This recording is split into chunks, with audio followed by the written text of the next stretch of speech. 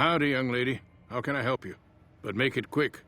Goddamn heat's worse in this town than in the middle of a Brahmin herd at noon.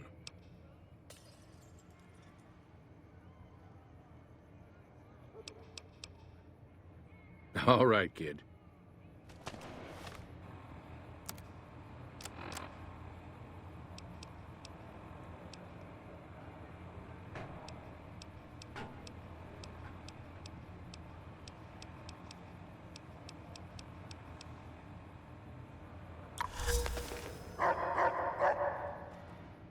Howdy.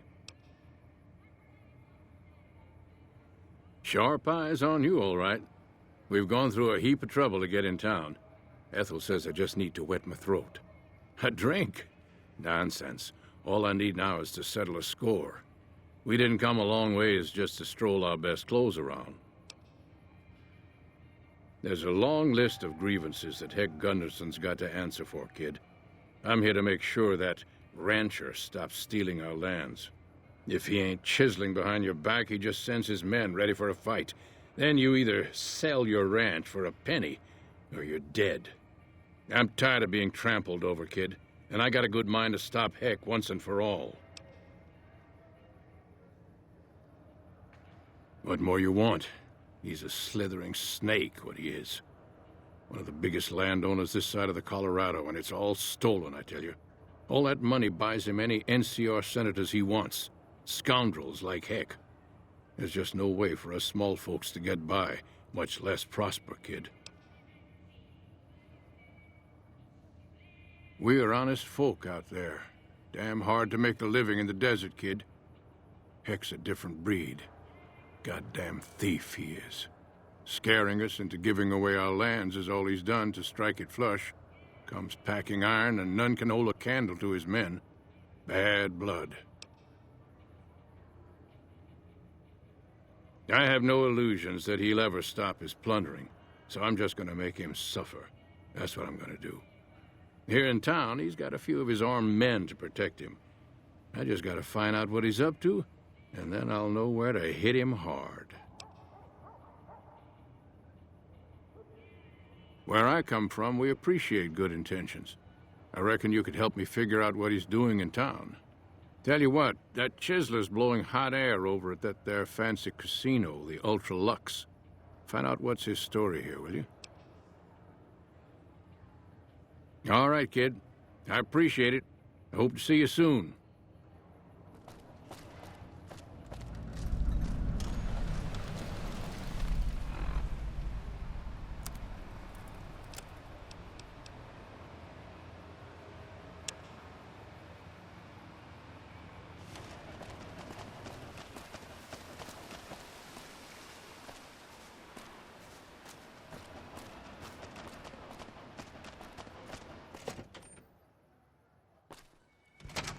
Beg your pardon, but could I trouble you to turn over your weapons? My deepest apologies for the slightest inconvenience. You have my assurance that everything will be returned upon your departure. But we simply can't have anyone waving their weapons around in the hotel. It's not the atmosphere we wish to cultivate. Please, enjoy your stay. They'll be handled with the utmost security in our bank. Adieu.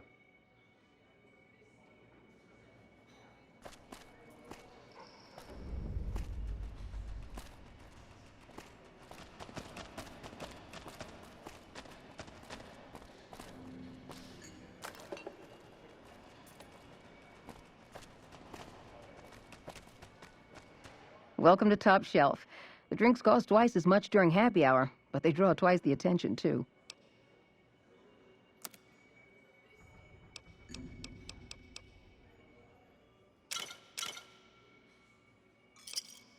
Another Saturday. Pleasure speaking to you.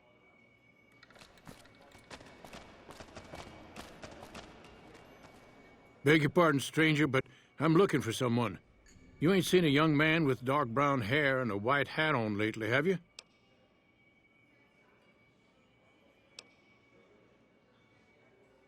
What? Oh my God, where?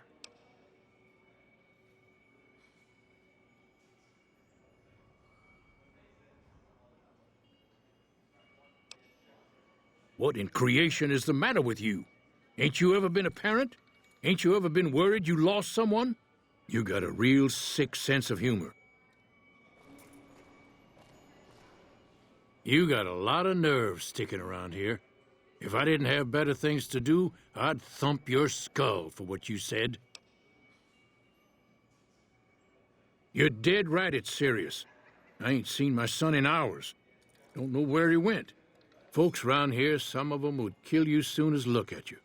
His whole life I tried to keep him at the ranch, away from places like this. Now I take him here, and what happens? Yep, got a whole mess of Brahmins to my name. Bighorners, too. Used to just have the one ranch, but land was easy to grab before the soldiers moved in. Before I knew it, I was running one of the biggest ranching operations east of California. Now, everywhere I go, folks I never even met shake my hand and call me Mr. Gunderson. Don't quite know what to make of that. Made me a special arrangement with the hotel. They want to do business with me, they got to play by my rules. A lot of people out there resent success, might want to take a swipe at me. This makes them think twice. If I'd have been thinking, though, I'd have had him watching my boy instead. Then none of this would have happened. My boy, Ted, he was right here. I didn't leave him but a minute. I told him to stay put while I talked some things over with the White Glove folks. He was never one to stay tied down to a spot, though. Gets that from his mother. Got most of my staff out looking for him now. I'd be out myself, but I keep hoping he'll show up back here. Of course, if he does that, I'll whoop him till his skinny hide turns to leather for putting me through this. But that don't mean I wouldn't be grateful.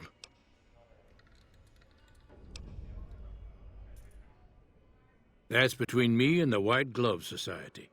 But let's just say they control the food supply around here, and I got lots of food to give. But that ain't as welcome as you might think. I'd be more than happy to have you. Heck, I'll hire anybody with a pair of legs and at least one good eye at this point. There'd be a lot of money in it for you if you can get him back to me safe. And if he ain't, you can bet I'll pay for the names of the sons of bitches responsible.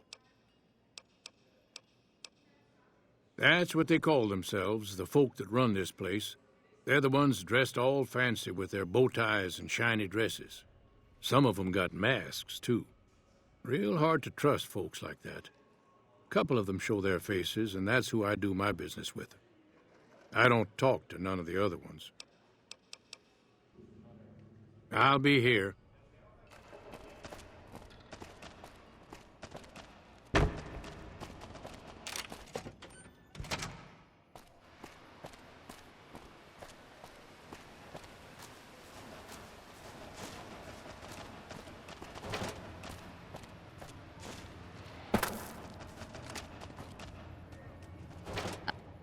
Howdy.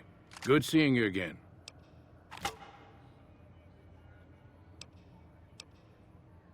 I hear you. What's on your mind?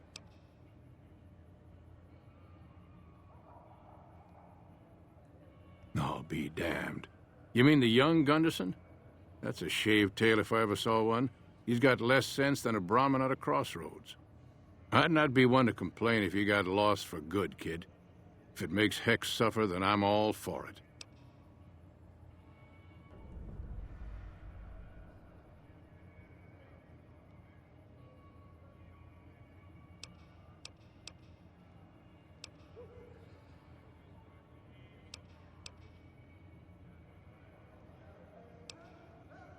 Sure, kid. And I still hump like a buck in spring. That Gunderson's a liar and born of a viper, I swear. I got some time. What's eating you? Okay. What'd you want to know? All right, kid. Be good. I hear a troublesome Legion camp got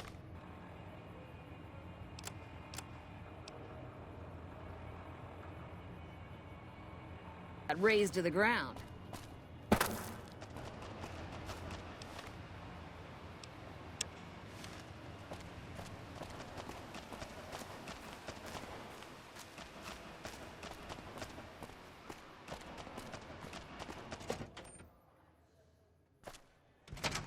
Beg your pardon.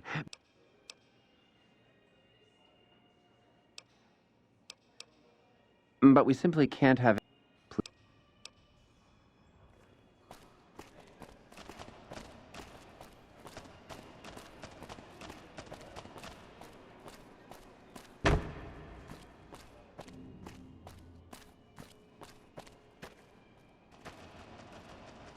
Hello. Humbly at your service. A pleasure doing...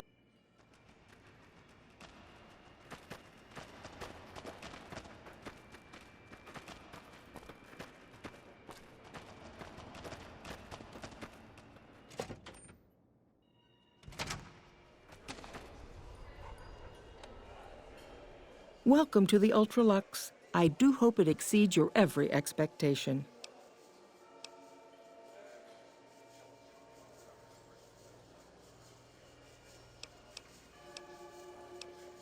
What else? Mr. Gunderson and I have been discussing his livestock. It's put us in a rather delicate position, you see, his coming here. Not that we aren't grateful for his generous offer. But our executive chef, Philippe, has transformed Brahmin steak into a delicacy. He really is a genius. Everyone wants it. But a delicacy is just that, delicate. If everyone can get it, it ceases to be a delicacy. It becomes a perfectly ordinary staple. And if the gourmand served staples, it would no longer draw the caliber of people it deserves. It would be a diner or a family restaurant. So as much as we'd all love for there to be enough steak for everyone, I'm afraid there are more important things to consider. This again? I thought this was all settled. I answered every one of that investigator's questions to his satisfaction and gave all the help I could. I know our reputation hasn't always been spotless, but that's all in the past now. How some people can't get over it is beyond me.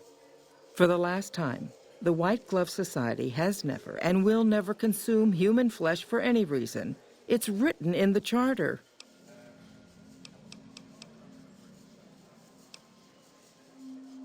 Now, didn't I already tell you that we don't do that sort of thing? We do not engage in cannibalism here under any circumstances.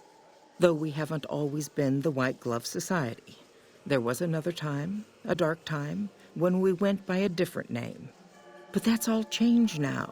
We've evolved past such base impulses since settling into our new home. I've seen to it that those days are behind us. You disgust me. How dare you say such a filthy thing in my establishment? I ought to have you arrested. You'll kindly mind your tongue, or we shan't speak any further. There was an investigator who came through here last week. He'd been hired by a young man whose bride-to-be went missing during their stay here. Well, you can already guess what probably happened, can't you? It seems perfectly likely that she got cold feet and ran off. And that young groom just didn't have a clue, the poor dear.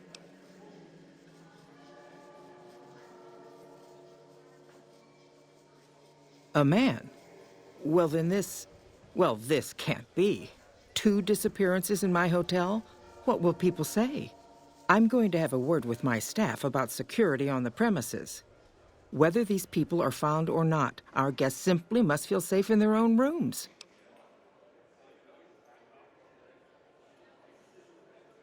Why, yes, I think so, if he hasn't checked out yet, that is.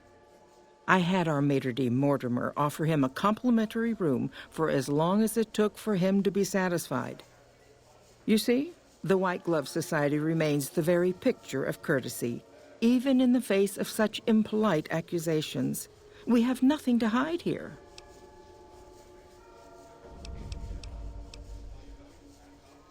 I do, but one can hardly call it work. I think of myself as a caretaker rather than a common laborer. I suppose it is a labor of love if it can be called labor at all. We at the White Glove Society are all responsible for maintaining the beauty and class of the Ultralux. And as its founder, I suppose it falls to me to decide how we go about it.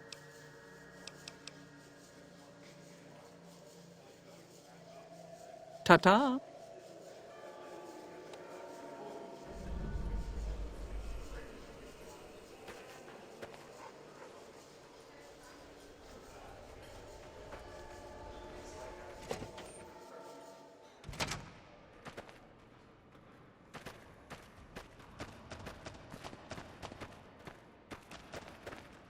Good day. How may I be of service, madam? Private investigator. Ah, yes, I remember the gentleman. This was about the missing bride. Such an awful thing. I do hope he finds her whereabouts. If I might pry, have you found something that will help his investigation?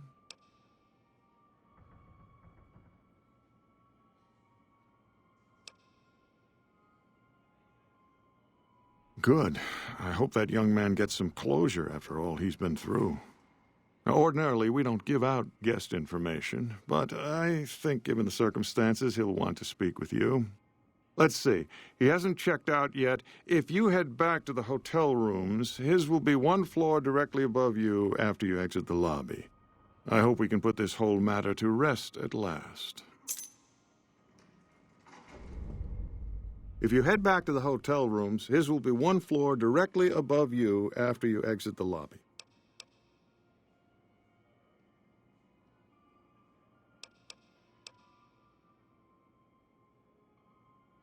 My, such a popular question. I suppose it is only natural to see us and wonder what it is that makes us special. The White Glove Society has only just made itself known to the public, of course, but our pedigree was established over generations. Were we always so refined? I'd be lying if I said yes. But I've always felt we were destined for a place atop modern society. And now, here we are. Not everyone can wear the finest clothes and eat the finest foods, obviously. That's just the reality we live in. But surely we can agree that the most tasteful, sophisticated people are the most deserving. And that's what the White Glove Society is all about. No, not from the likes of you, I'm afraid. I don't think you'd have the stomach for it. Better look elsewhere. Ah, yes. I've heard that one too. Jealous people say such nasty things. I feel sorry for them.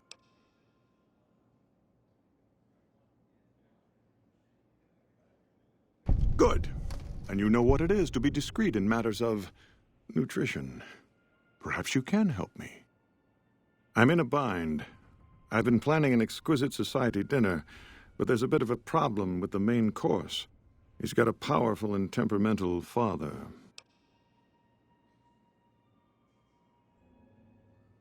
Yes, the wrong person. We scouted the right one for weeks. The heir to a mercantile empire. Sort of a black sheep.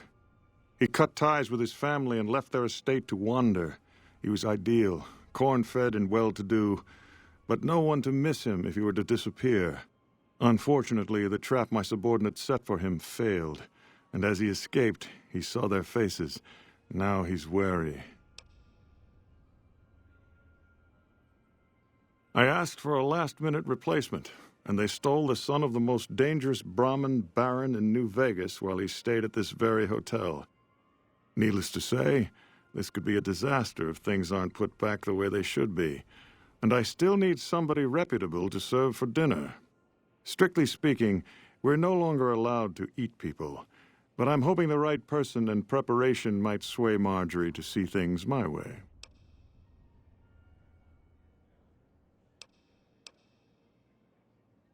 I need a replacement, and I need the boy taken care of. The replacement must be healthy and well-bred. One can't very well make steak from gristle. With so little time, we'll have to go after our original choice, Carlisle St. Clair. He lives in a shack north of here. For freshness, we need him alive. If you could send him here or knock him out with this and drag him into the dumpster next to his house, we can do the rest.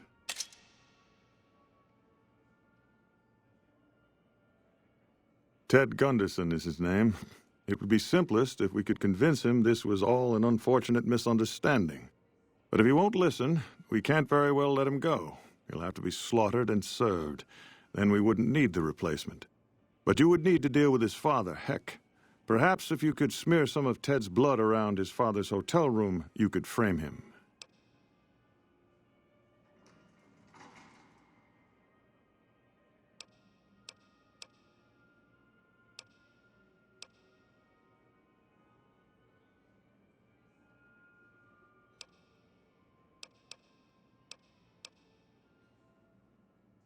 Splendid, splendid.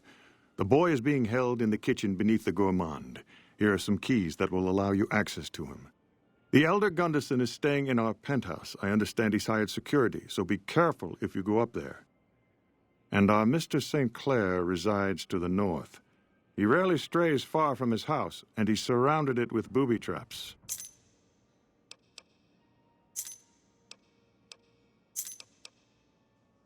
No.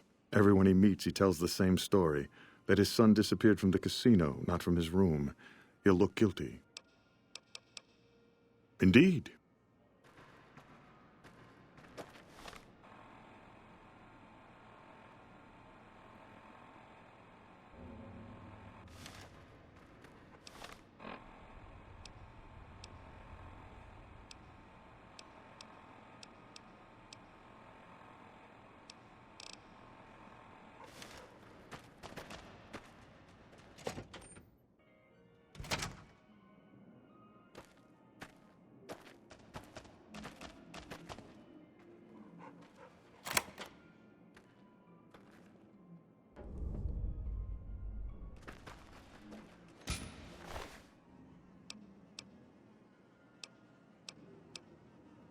Over here! Gonna six this bitch. Had enough!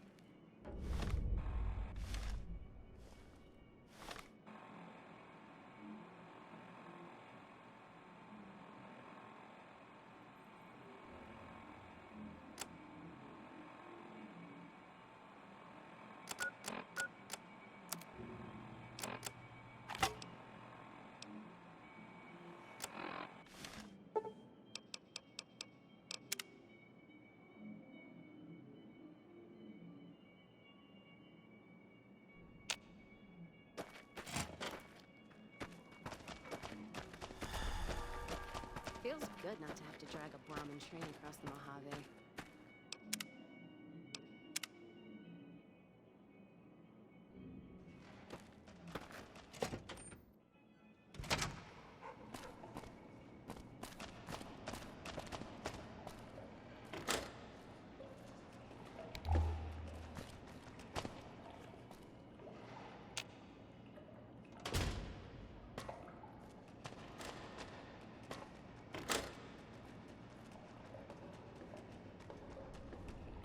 Who are you?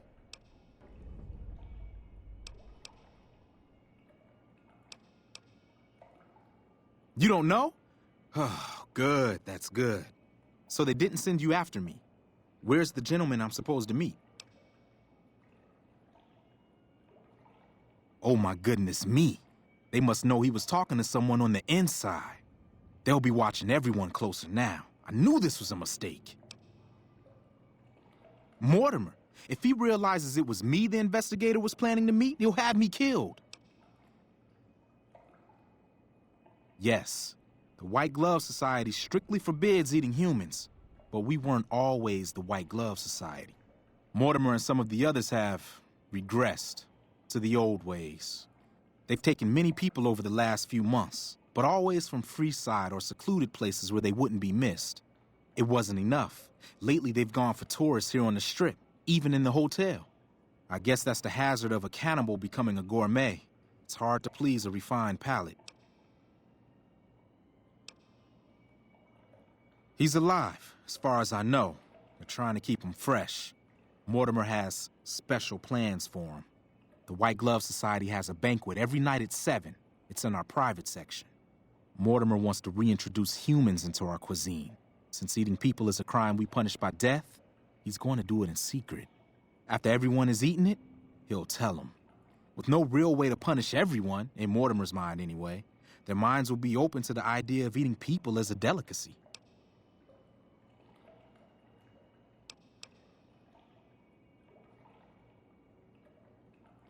That may be true, but I wouldn't recommend it. He's built a reputation, and it isn't for calmness and impartiality. He's not what he looks like. They call him Hurricane Heck. The man built his empire by hiring mercenaries to drive off the competition. Lately, he's been attacking our Brahmin suppliers so he can take over their business. He's the sort to pound in a nail with a wrecking ball. If you give him the whole story on this, he'd be liable to raise the entire hotel. And God knows what he'd do to the rest of the Strip. I don't know exactly. I wasn't in on it. I think some of them have stopped trusting me. But you can bet they're keeping him near the gourmand. Our chef, Philippe, has an obsession with fresh ingredients. It'd be back in the members-only section, so you'll have to be careful. Don't be seen, and more importantly, don't let them see Ted in the open. It's guarded both at the lobby entrance and in the access tunnels leading from the main restaurant. I could sponsor you as an honorary member. The White Gloves are always looking for people who can elevate their status. You'd certainly fit the bill with everything you've done around here. Otherwise, you'll have to find some way to get inside quietly. It won't be easy, and it'll be harder still to get them out. Well, they'll all be sampling pre-war wines before the meal. Maybe it's as simple as drugging them. Although that wouldn't stop any future kidnappings. You'd have to expose Mortimer, but he's going to confess anyway. What if his revelation were a lie? What if no one had eaten human flesh but him? If you could somehow replace Philippe in the kitchen and serve a convincing substitute instead, you could walk Ted right through the middle of that room after Mortimer speaks, and then he'd have some explaining to do. Philippe has been trying to approximate the taste of human flesh for years. He must have a recipe somewhere. They might, but to him, the legacy of returning to the old ways is worth his own life. I don't think he expects it, though. I don't either. Nothing is more important to the society than being on the cutting edge of New Vegas cuisine. Mortimer's idea will appeal to that need. He just has to get them over the taboo.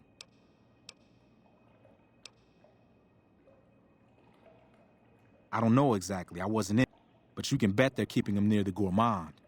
It'd be back in the members-only section, so you'll have to be careful. It's guarded both at the...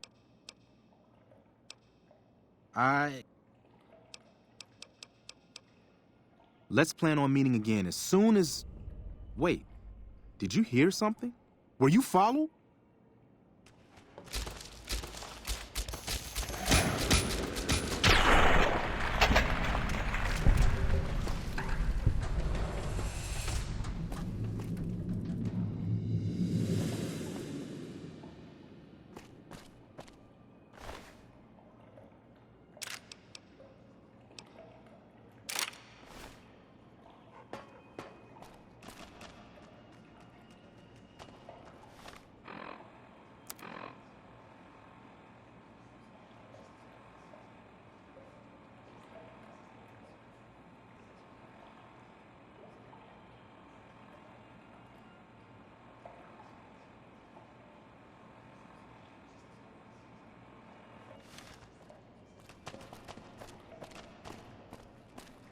Did you know the Strip's all stirred up lately?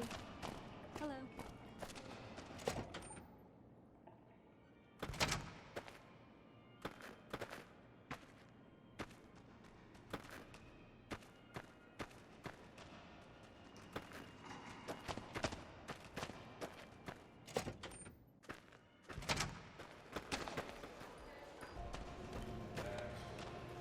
Welcome to the Ultralux. I do hope it exceeds your every expectation.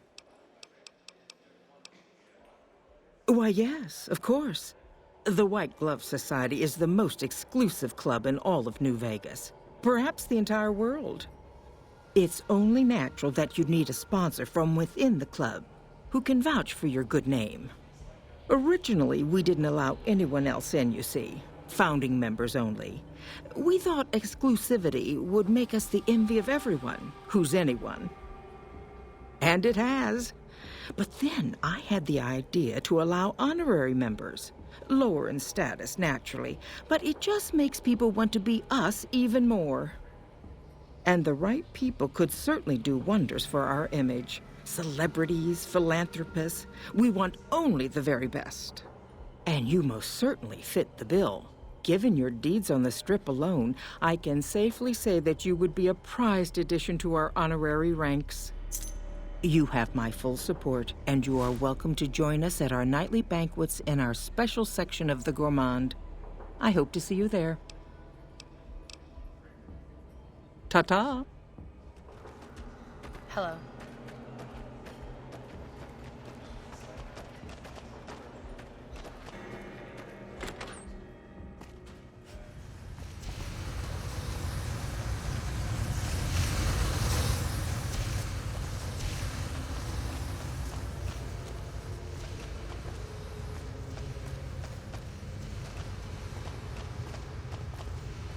You, what do you think you're doing?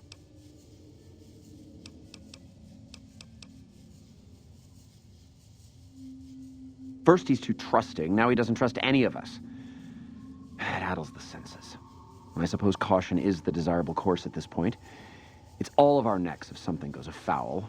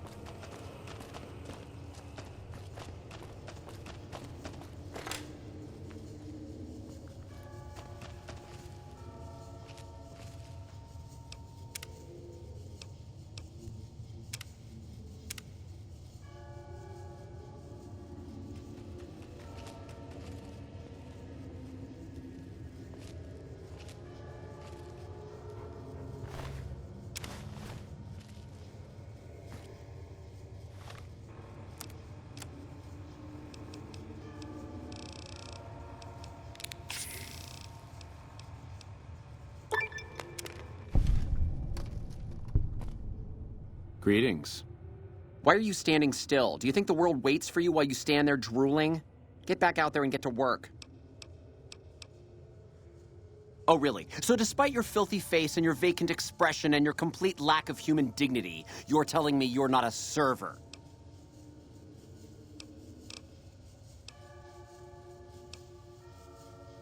Well, what do you want? I'm very busy here. No! It'll ruin my ingredients!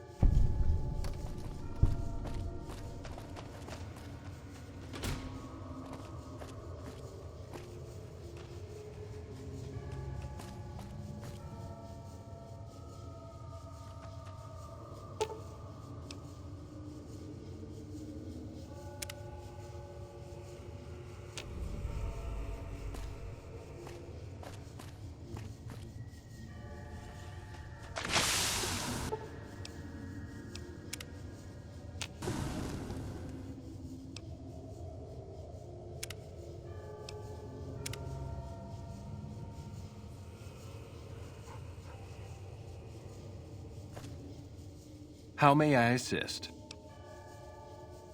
At once.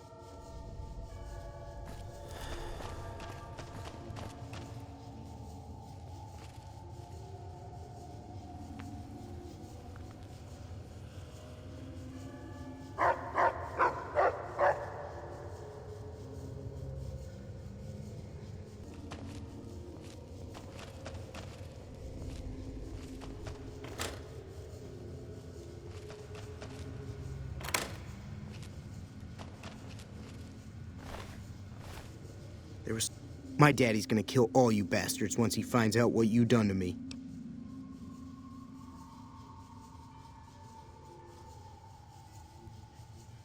My daddy sent you? God damn it, I almost died in here. What the hell took you so long? It's just one damn hotel. Who did this to me anyway? They hit me over the head before I got a look at them. What in the Sam hell? Eat me? What kind of sick bastards would eat a person? I'll tell you what, as soon as I'm out of here, and my daddy knows the story, you can bet there ain't gonna be no white hat society no more. To hell with that. You've seen those freaks. They dress the same, talk the same. You can bet they all eat the same too. They deserve what my daddy's gonna have coming for them. All right. But there's gonna be some justice one way or another. I'll see to that. Let's go. I'll be right behind you.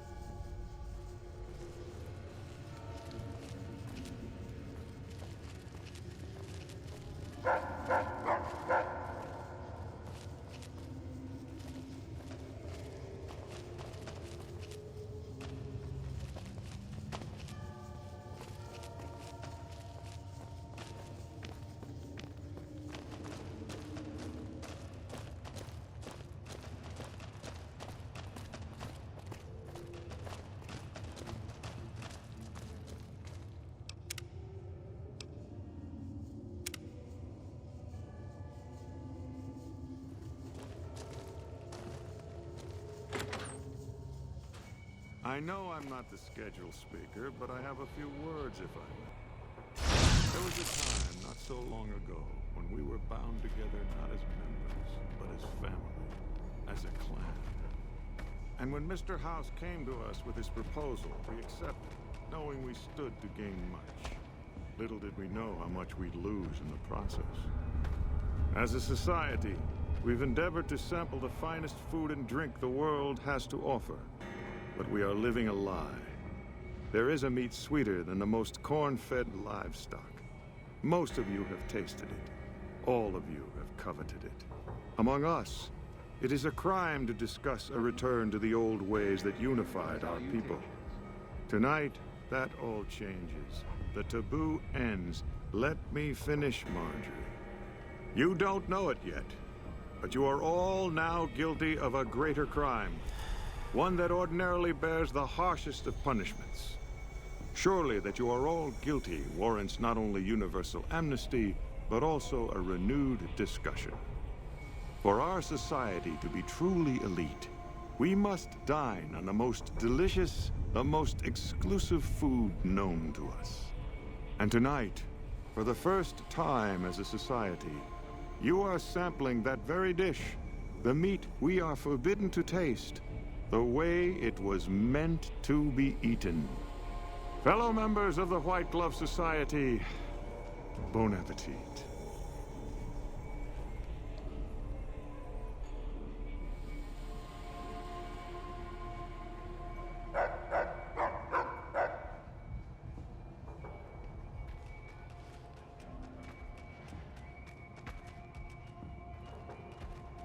What the... Who is this trespasser? What are you... Why is he there? Who are we eating right now?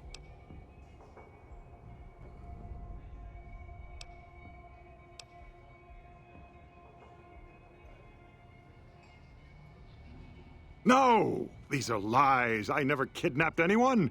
And even if I did, there's no harm done. He's alive, after all. You're all hypocrites. How can you claim to be connoisseurs yet deny yourselves the greatest of all meats? I am ashamed to have once called everyone here family. This isn't over, though. I'll begin anew. The White Glove Society will never achieve the greatness of my new order. You'll all hear from me again.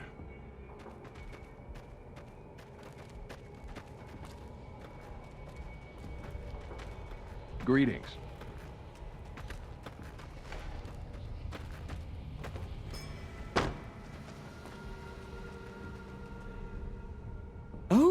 Oh my. How unfortunate. And in front of all these people, too. He always was a bit of a pill, Mortimer. He was so pouty when I decided to ban eating people. And now this. I should have paid more attention to the warning signs. Can you imagine what people would have said?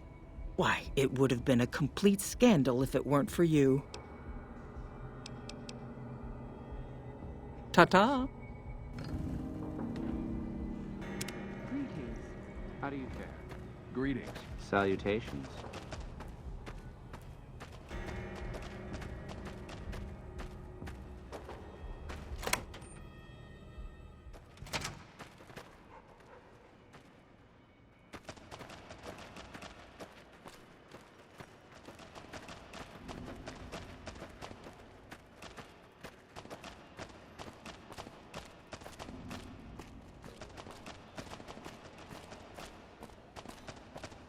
Hello.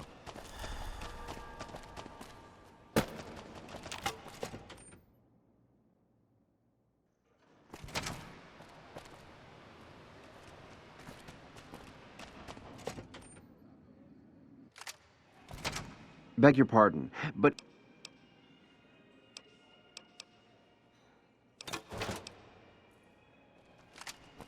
Oh my God. Ted, are you all right? Quit your hollering. I'm fine.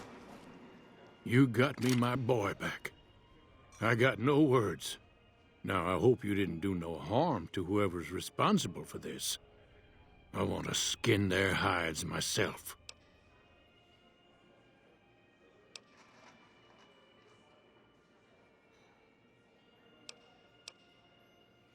Well, that does it. None of them maniacs will ever do business with Heck Gunderson long as they live. Hell, I'll put me together a damn blockade. Hit 'em where it hurts. They control the food? Well, there ain't gonna be no food. Not for anybody in this whole damn town. It's a goddamn monument to inhumanity. Let 'em starve. Biggest favor anyone's ever done this hellhole.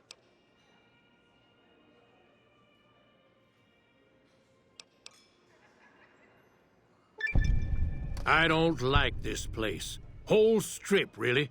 Ever since I got here, the stink of it has flooded my nostrils. But you got a point. They're already hell-bent on depravity here.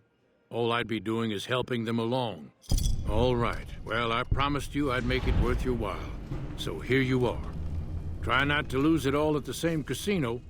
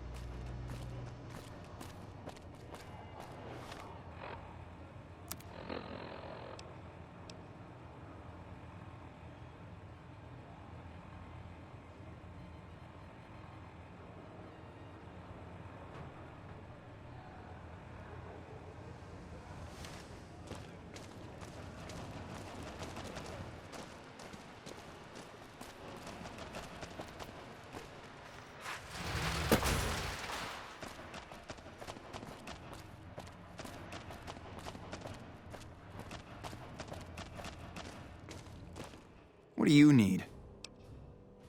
Bye.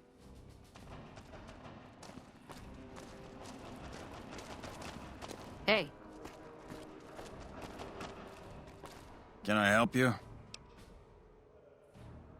You can find him in the main embassy building, inside the gate and to your left. This is the NCR Embassy, our little slice of heaven on the Strip. The main building houses administration, while the other building is the MP headquarters on the Strip. The usual, troopers getting drunk and causing problems. Like that's a surprise to anyone. Hell, I plan on getting drunk once I'm done with my shift. Maybe even head over to Gomorrah for a good time. Ma'am?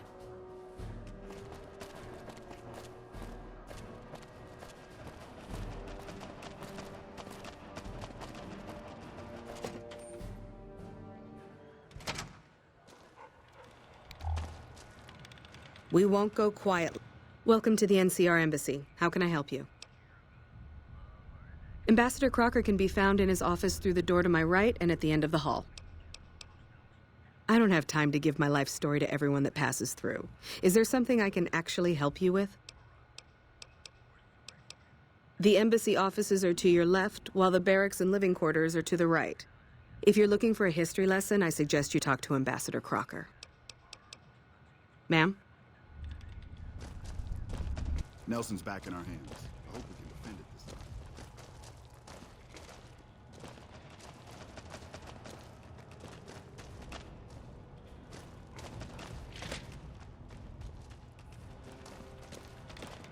I'm glad you could make it. I have something I wanted to discuss with you. It's a very important matter, and I have a strong feeling you're the perfect person for the job. I'm sure you've noticed that things are a little tense around here with all the issues between the NCR, the Legion, and Mr. House. It doesn't take a genius to see that something big is going to happen soon. To be honest with you, the NCR is in a tight spot.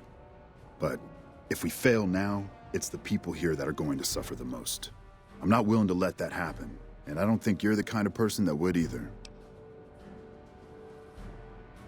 To the northeast is a settlement. The locals here call them boomers. They are sitting on a munitions stockpile that would be invaluable to us. I would like you to get in contact with them, and then do whatever it takes to convince them to help us. Unfortunately, the boomers keep to themselves and are, let's say, hostile to all outsiders. That's why I need someone like you. Someone with your background and reputation would have a better chance of reaching them than anyone I have available. In exchange for your help, you would receive complete amnesty for any past crimes against the NCR, as well as additional benefits and perks. Do you think you would be able to do this for me? Much appreciated. Once you've talked to them, come back and let me know if they will help us. Interested in politics, huh? Well, grab a seat and get comfortable.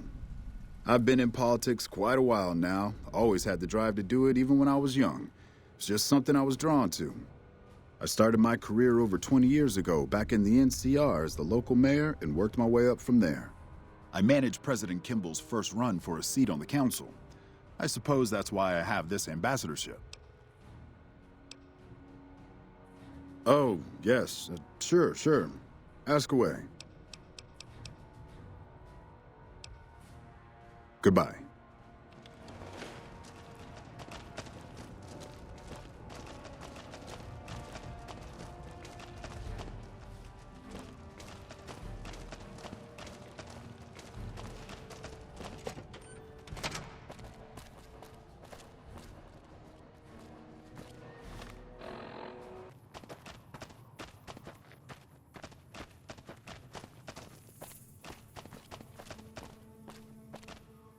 Whoa there, pal. Whoa.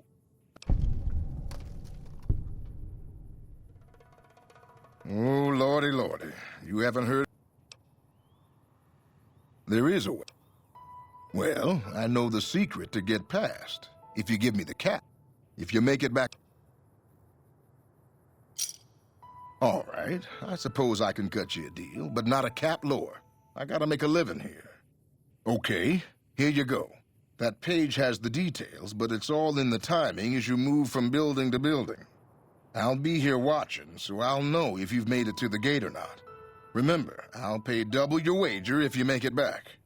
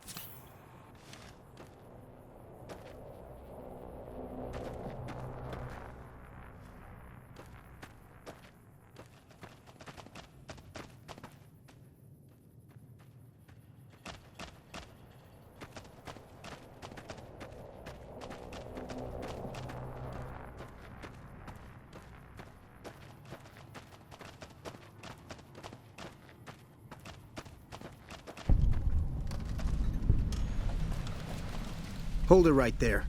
Don't you move. How the hell did you survive that bombardment?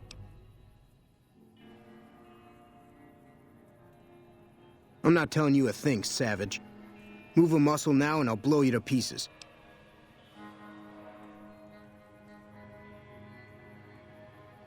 Then just stay where you are. Raquel will be here any second. I'll take this from here. I'm Raquel, Master-at-Arms for the Nellis homeland. Mother Pearl, our eldest, wishes to speak to you. As I said, she is our eldest. Mother Pearl has lived at Nellis from the start and has the wisdom of her age. She said that this day would come and that any savage to reach our gate should be brought to her. Follow close and mind your behavior. Welcome, child. Took your sweet time getting here, didn't you?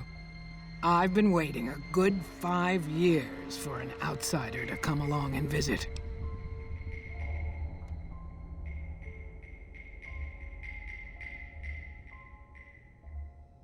Oh, so many ways. Small ones to begin with, so we can get used to what it's like to have a outsider around and about. Should that go well, maybe you can help in big ways, too. We'll have to see. You have to keep in mind that you're our first contact with the outside world since I was barely a woman. Seclusion has kept us safe, but the world around us is changing. Neon lights in the distance, patrolling robots, soldiers. My youngers think our guns can keep out the world, but I think we need to let it in just a little, or become its victim. You're that little bit of the world, child.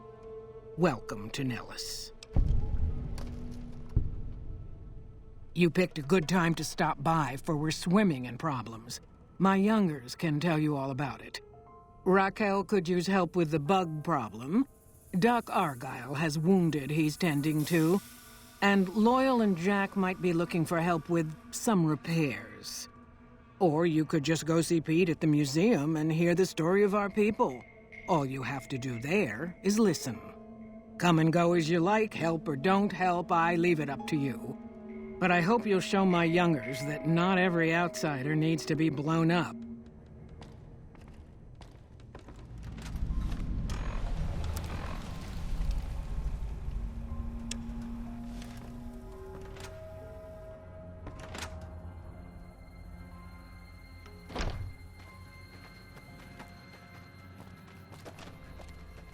I've got my sights on you, outsider.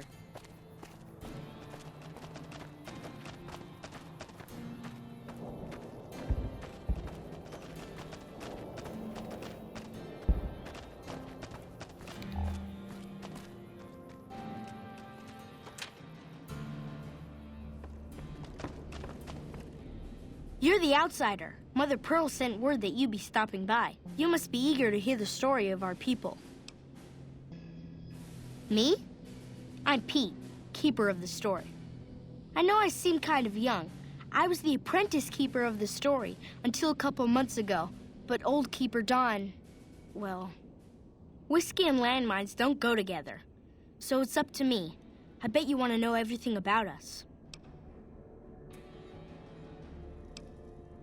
Gosh, there's a lot of folks. Argyle's our doctor. He could use help tending to any injured we got.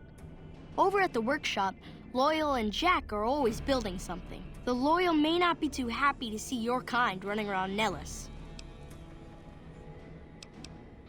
See ya. Were you interested in... Wonderful. I'm sure you've noticed the mural on the wall of this hut. Shall I tell you what it all means? Excellent. Imagine you're the first outsider to ever hear our tale.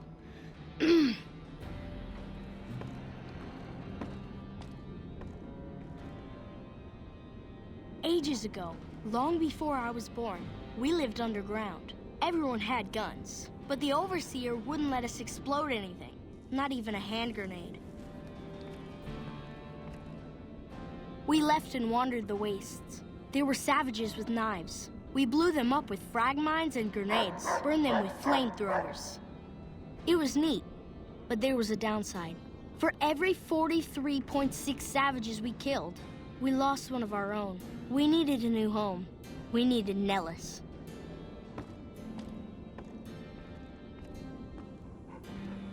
Here we have prospered and multiplied. Here our mighty guns destroy any savages who might try to harm us before they can even reach our gates. Well, until... But... Not saying you want to harm us or you're a savage, but anyways.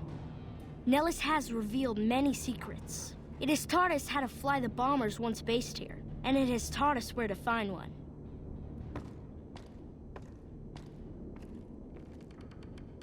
And that is our story so far. For this last image is our future. To restore the bomber, to fly the open skies in armored safety, raining high explosive ordnance upon ignorant savages. This is our destiny. I'm pleased that you listened to the entire story. Perhaps there are details you'd like to know more about. Let me know. Now that you know the story of our people, you must have all sorts of questions. Ask away. So you know about the vaults? Yes, we lived in one of those. Ours was numbered 34. In our vault, everyone had guns, but the overseer wouldn't let you fire off any of the really fun ones.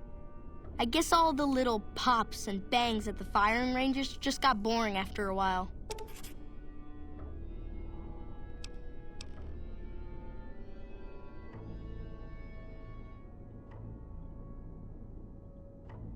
And at Nellis, we found it. We haven't detonated any atomic warheads since before I was born. But otherwise, it's do as you will. Anything else you want to know?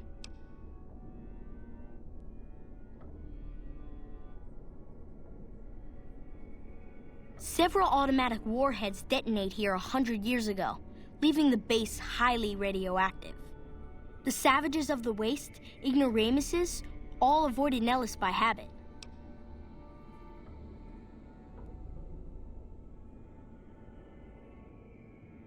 That's right. Our Geiger counter indicates that the base was radioactive, but not dangerously so. Enough time has passed. Anything else you want to know?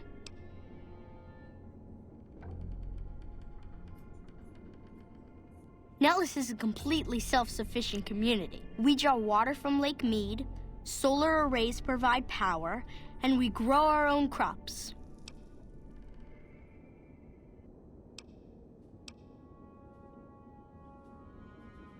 Thank you. Our self-sufficiency is a point of pride. Anything else you want to know? You're right. They weren't here when we discovered Nellis. We found the guns at a huge weapon depot called Area 2, many miles from here. It took many weeks to drag the guns and their ammunition back to Nellis, and it was the last time any of us set foot beyond our homeland.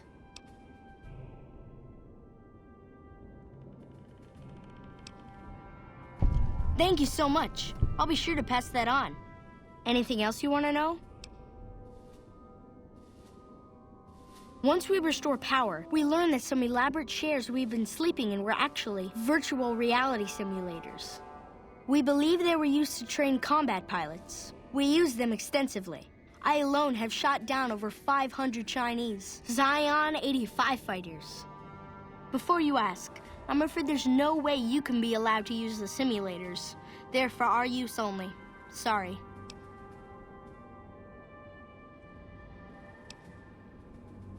That's beautiful. Yes, it's exactly like that. So free, so... words can't do it justice. Anything else you want to know? Loyal found a file somewhere on the base with magazine articles, photographs, a map even. It seems that a bomber, apparently the 29th of its kind, crashed in Lake Mead on July 21st, 1948. Just imagine, that's over 300 years ago. The photograph shows that it was basically intact, and the map tells us exactly where to find it, except we haven't left Nellis in decades. Yes. In fact, that's exactly what Loyal has planned to do. You should go talk to him. I wish everyone were just as interested in our story as you are. Maybe I should act out the battles, or learn how to throw my voice. Don't get blown up.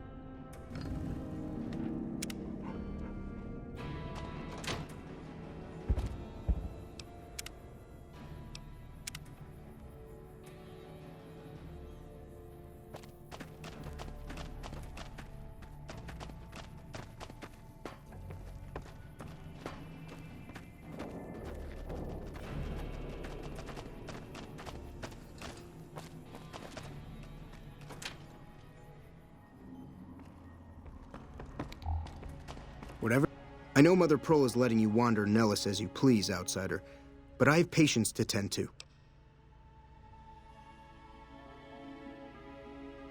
I have 3 patients here who were gravely injured fighting those giant ants in the generator building a few days ago. I've stabilized their wounds, but they're in bad shape. Do you have medical training?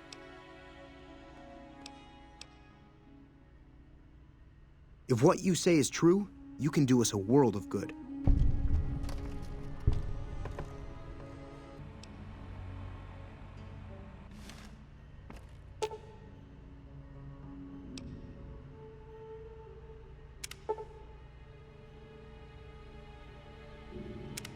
That was some fine doctoring.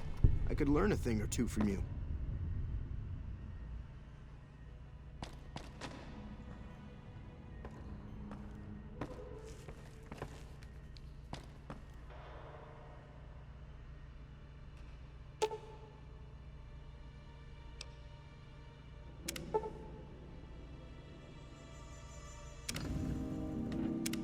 Excellent treatment. I hadn't thought of that.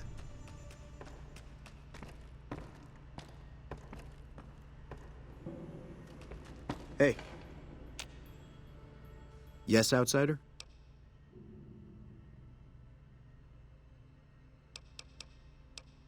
There are still patients in need of treatment. Help them if you can. Yes, outsider? Sorry, friend. We really don't have a need for wasteland currency around here. We produce most of what we need.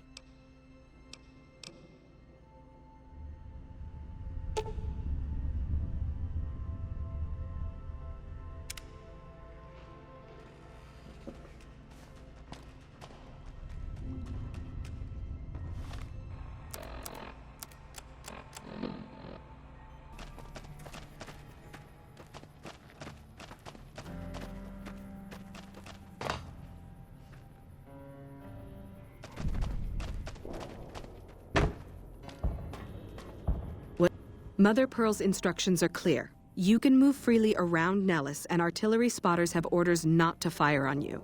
These are extraordinary privileges. Don't abuse them.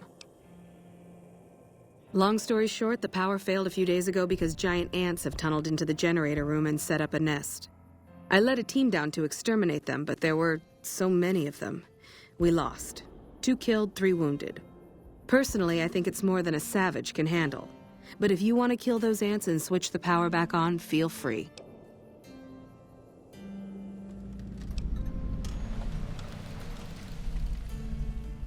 Don't get my hopes up. One other thing. The ants must be eating gunpowder from the munitions down there, or something. They exploded when hit by a flamethrower. One of us was using a laser pistol. Same thing. Bullets seem okay, just don't hit the artillery shells. Loyal's been working on some kind of weapon to use against them. Maybe you should check with him.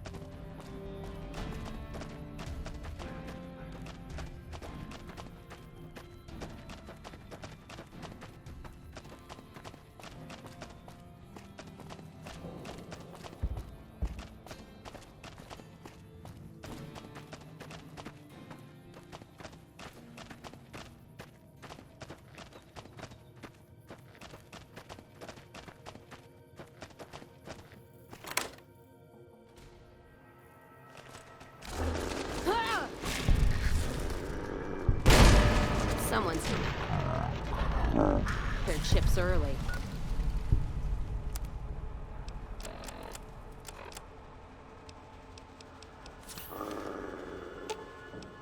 Let's see what you got.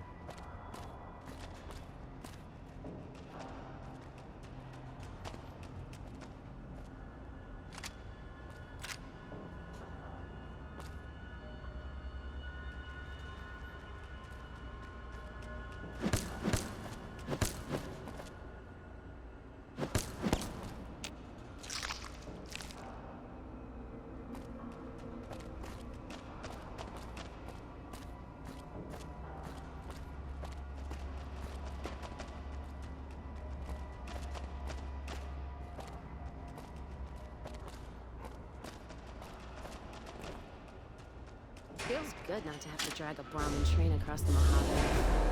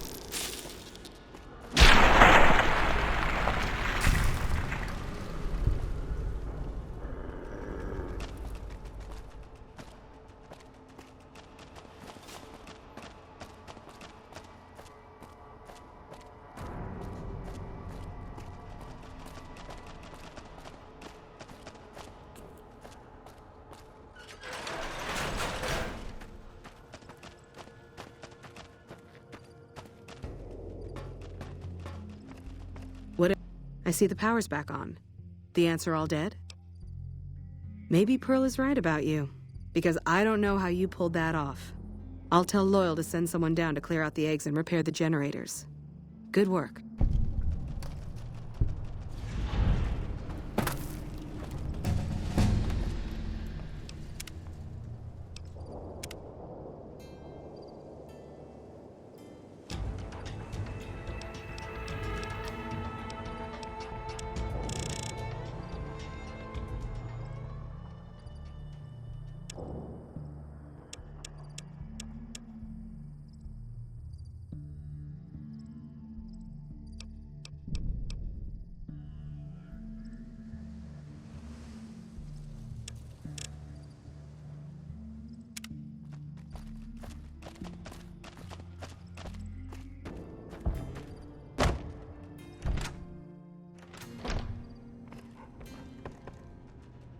You have done well to earn the trust of my people, child. I believe the time has come for you to show your value in full. The people have come to accept having you around. Find Loyal and ask him about our people's fondest dream. He will tell you what to do next.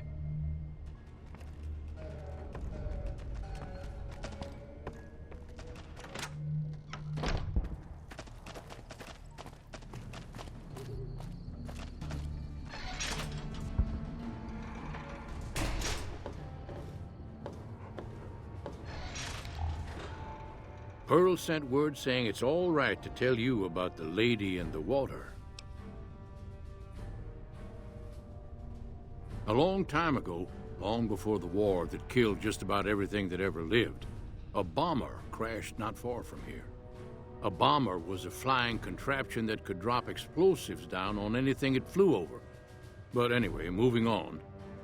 This bomber crashed down in Lake Mead, pretty damn near intact. When we got to Nellis, see, I found this article in a magazine all about it. There was another B-29 around here, part of a museum. Couldn't fly, but had a lot of spare parts, see? Get where I'm going? Since I was a young man, I've dreamed of raising that lady from the lake and bringing her back to life. What do you say?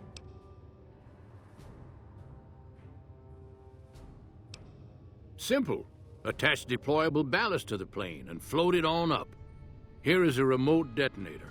Once the ballast is attached to the plane, just hit the detonator from the shore and let buoyancy handle the rest. Maybe you don't understand.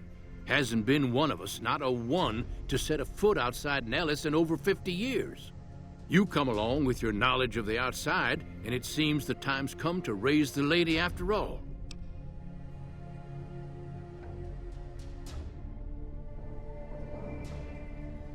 Good. Here's the deployable ballast. Go find the plane, attach the ballast, and hit the button.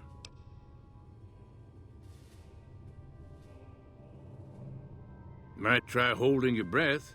If that doesn't sound good enough, talk to Jack. He was working on a rebreather once.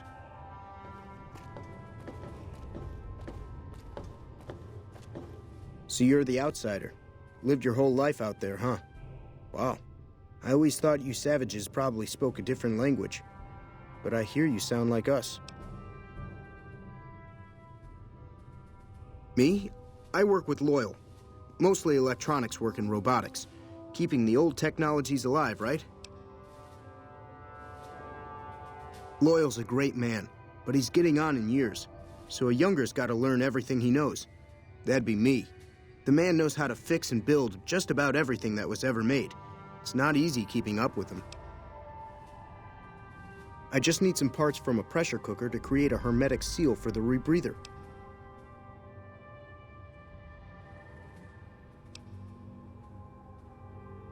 Great. That's all I need to get the rebreather to work right. I don't think you'd want to start breathing water halfway down.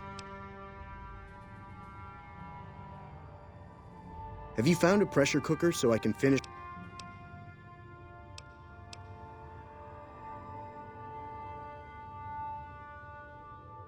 What I could use is some scrap metal. It may not sound exciting, but around here we have to recycle every rivet and plate. The other thing, You being from the outside and all, well, I guess you'd call it a personal matter, but, well, forget it. That must be nice, sharing yourself like that, not being embarrassed or anything. Well, the thing is, there's this girl. Oh, you can't miss her. She has short red hair and she's the most beautiful woman who ever lived. You'd really talk to her for me? What if she feels the same way? What if she comes here like you did? What if she gets blown up? What if she doesn't like me? Oh, geez. I better just let you handle it. I'm better with machines. They don't make my stomach queasy like this. That would be amazing. As in, I would thank you forever.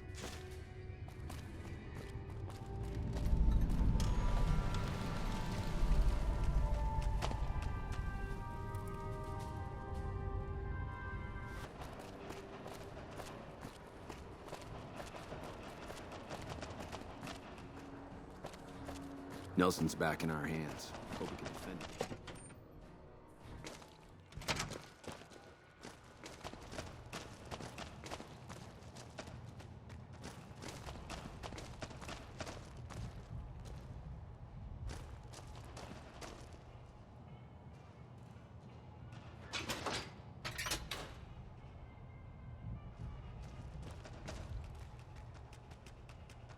Keeping quiet.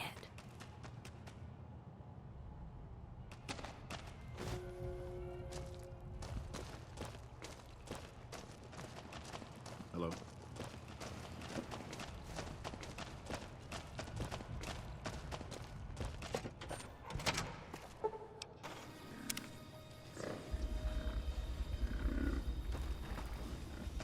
You should go talk to Blake or Alice. They handle most of our contact with visitors. I watch all sorts of things with my binoculars. Who wants to know? And why? Nice-looking blonde boy? I always wondered if he was watching me back. What's he like?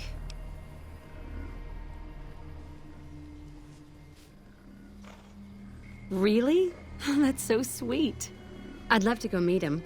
Is there any way the Boomers would let me visit Nellis?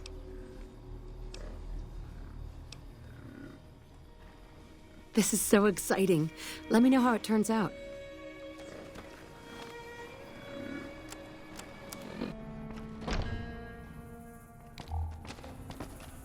You have done well to earn the trust of my people, child. Well, well, this is welcome news. Who is she? She's with those traders? They've tried to contact us before, but I'm not interested in trading with greedy savages. This presents a bit of a problem. Jack isn't allowed to leave Nellis, and I doubt she would make it through the artillery alive.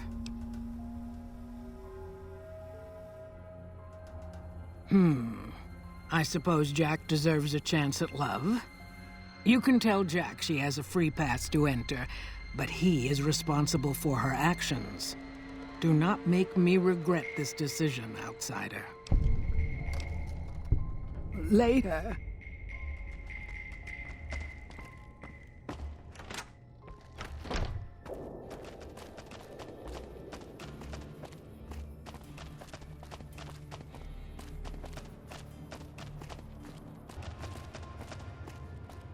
I can't believe we may see the super fortress.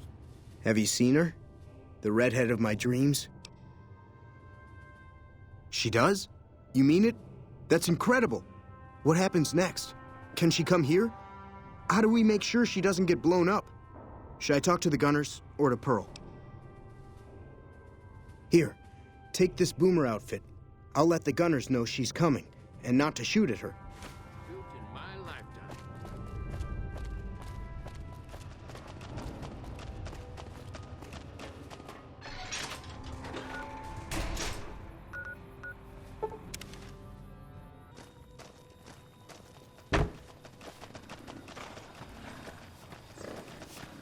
Hello again. How's your boomer friend? I was hoping you would. What's going on? Have they agreed to my safety yet? Well, with McLafferty dead, I guess my contract is done and I'm free to leave. I'm off to meet my admirer.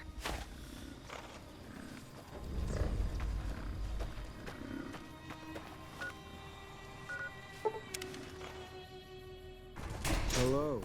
It's great to finally meet you. Hi there. It's great to meet you as well. I'm glad you made it out here. You're even more stunning up close than you were at a distance. And you're even more handsome up close. Do you think it'll be okay if I hang around here for a little while, so we can get to know each other better? Of course it would. I'll have you set up with some quarters with some of the other women. Hey. Thank you for getting Janet to Nellis. I've never been so happy in my entire life.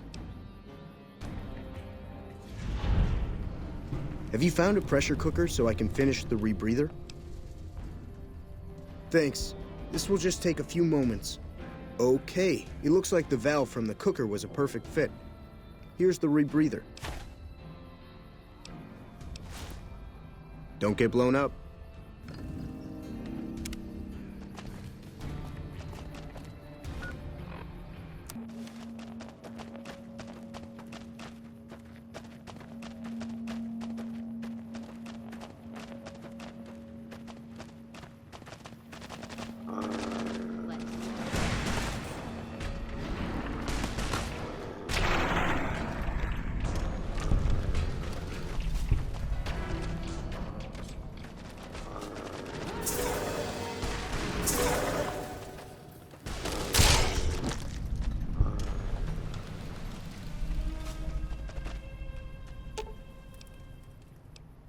All right.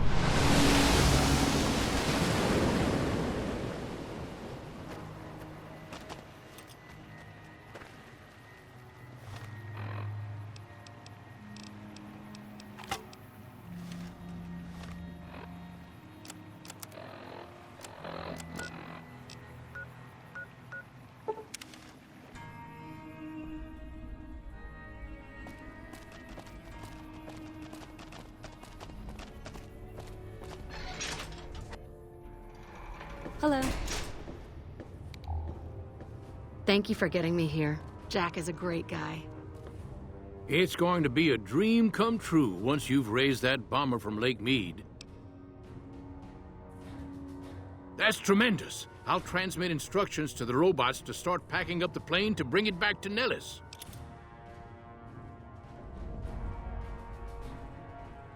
I just told you, the robots are going to handle it. They'll break the plane down into pieces and move it up from Colville Bay in one shot.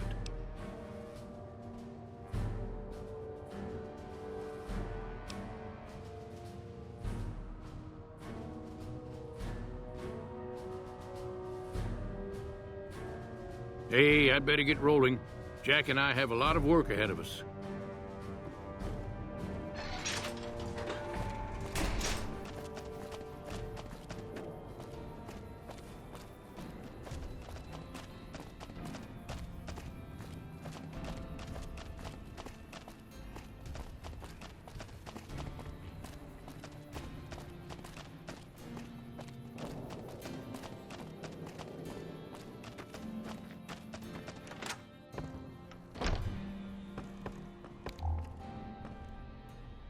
Hello, friend. How can Mother Pearl be of help today?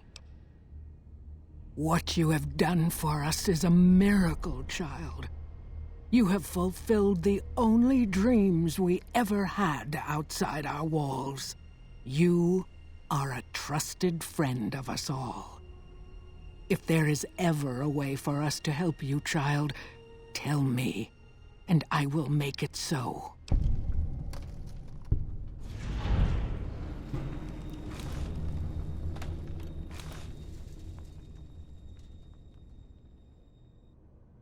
Of course, my child. After all that you have done for us, we would love to help you in the upcoming battle. After all the training in virtual reality, the young ones would relish an opportunity to put their skills to battle. We'll be there when you need us. Bye.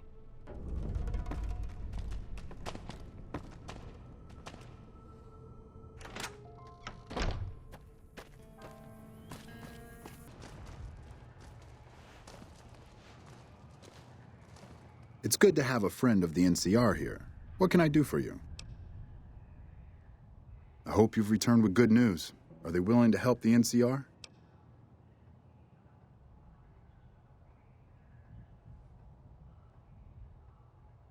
Excellent work. I can't tell you how useful that will be.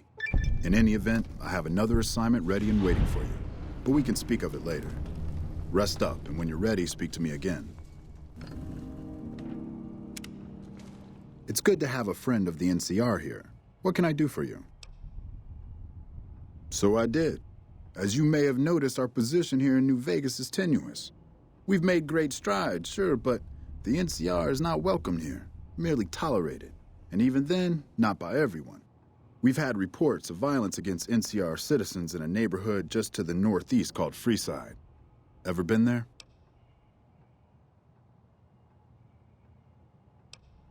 Violence is something of a way of life there, but there's been a disturbing rise in the number of attacks on our people lately.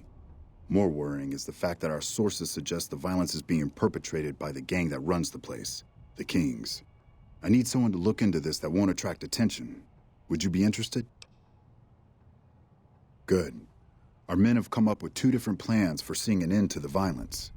First, our sources have tracked most of the attacks back to a king named Pacer. The consensus is that the violence will stop if he's removed. The problem is we can't simply kill him. In the current climate, the NCR would likely be blamed for his death. There is an alternative option, but my sources feel that getting rid of this Pacer fellow is our best shot.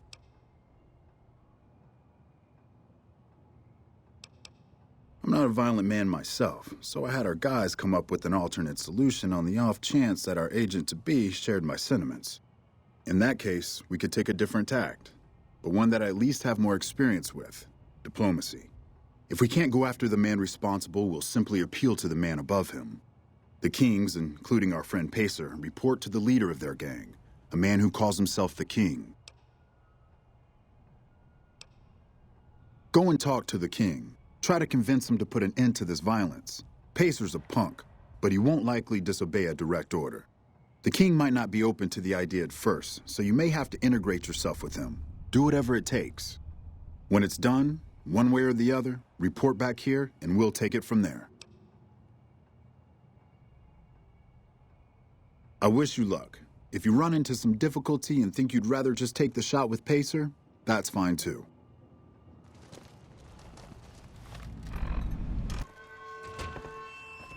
Hey.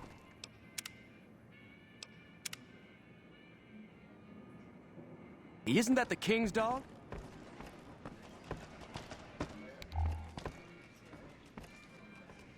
Things have been a lot better since you helped with those soldier boys. Thanks again. So, what can I do for you?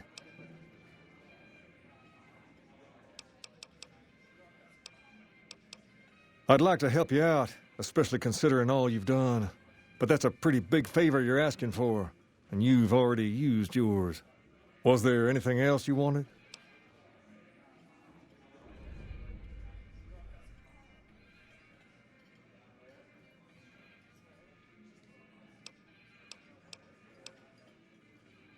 All right. I'll see you later. What's up? I've got my eye on you. You crossed the king.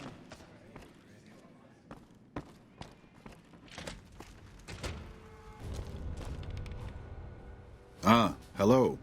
I trust you have something to report concerning the Freeside situation? Yes? Do you have something to report?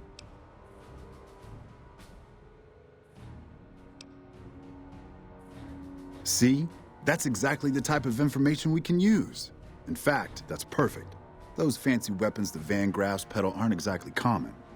It goes without saying that actually getting the Van Graffs to do the deed would be the ideal solution.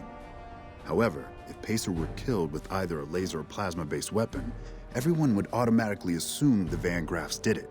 Still, unless you want several dozen armed men at your throat, you'd have to kill him without being seen. Be careful. I'll leave the method up to you. However, there is an alternative if you'd rather try to handle things without bloodshed. Ah, hello. I trust you have something to report concerning the Freeside. Yes? Do you have... That's most unfortunate. In this circumstance, I've been instructed to send you along to Colonel Moore over at Hoover Dam for further orders. The Colonel will likely send you back to Freeside with a squad of armed men, for all the good that will do. Oh, I like the Colonel just fine. She's a good soldier, one of the best. I just don't think her general approach to things is a good fit here. See, the Colonel likes to solve things neatly, quickly, and efficiently through a show of force if possible and through actual force if necessary. That won't work here. Unless she plans on killing half the population of Freeside, sending soldiers to the area will only make things worse. I'd suggest you speak to Colonel Shue over at Camp McCarran. He's much more level-headed about this sort of thing. He's also in a better position to bargain with the people of Freeside, seeing as how he's in charge of water and power distribution in the area. Still, I'm only mentioning it as an option. My official orders are to direct you to Colonel Moore. Godspeed.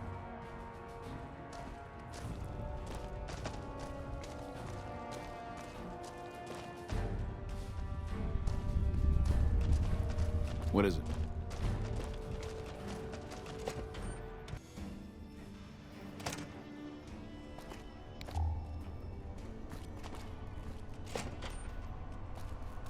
Something I can do for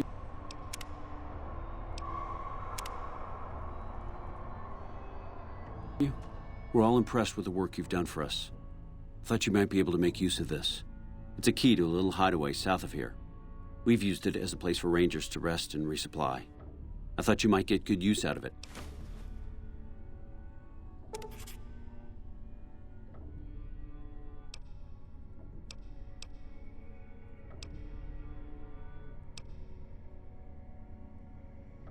Ah, that. I'm surprised he didn't send you to Colonel Moore. That'd be her jurisdiction.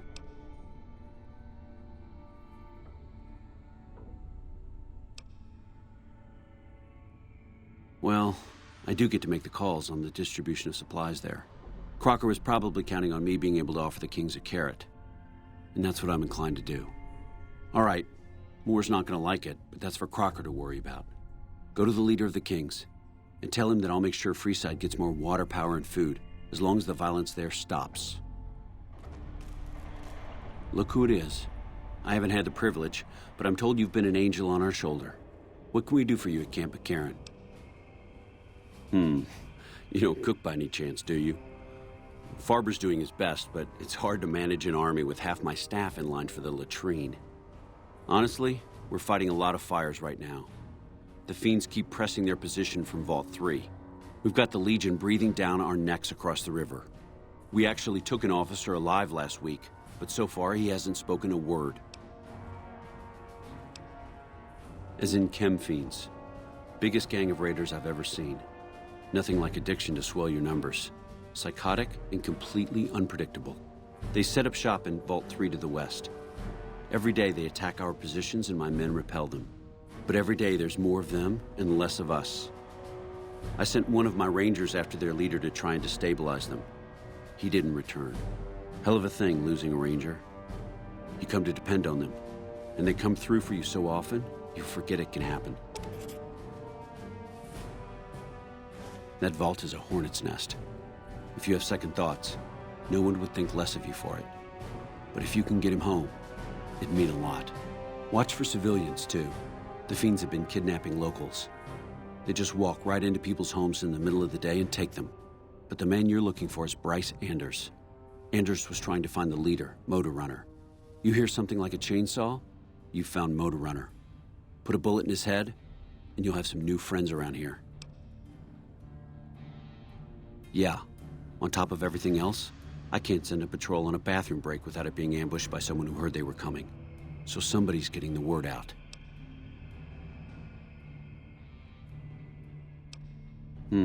Well, why not? Given your recent arrival, at least I can safely rule you out as the leak. I'd like to have absolute trust in my men, but that's just not practical right now. Go ahead and look into it. See what you find. We don't have much to go on right now. Lately, every raiding party in New Vegas seems to have a map of our troop movements. It derails everything. Supplies, reinforcements, and it'll only get worse the longer we let it go on. Captain Curtis is heading up the investigation right now. He can fill you in. Calm is what you have to be when people look to you. And it's all you can be when things are out of your hands. Everything was going according to President Campbell's plan at first. We met minor resistance from local troublemakers. But our two main objectives are still contested. Mr. House controls the Strip and he won't so much as meet with our ambassador. And we're holding Hoover Dam. But Caesar's Legion is positioning itself to overrun it. If it falls, so will New Vegas. We'd be forced to withdraw. I have Lieutenant Boyd on that already, and she's excellent, but I think she's hit a wall. Talk to her if you like. See if she has any use for you. Her office is right above mine, but I think she might be interrogating right now. So she'd be upstairs on the other side of the building.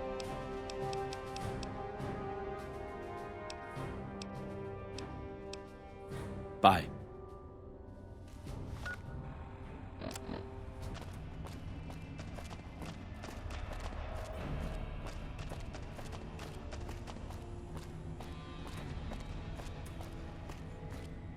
Boyd's in there with a prisoner right now. Boy, is she pissed.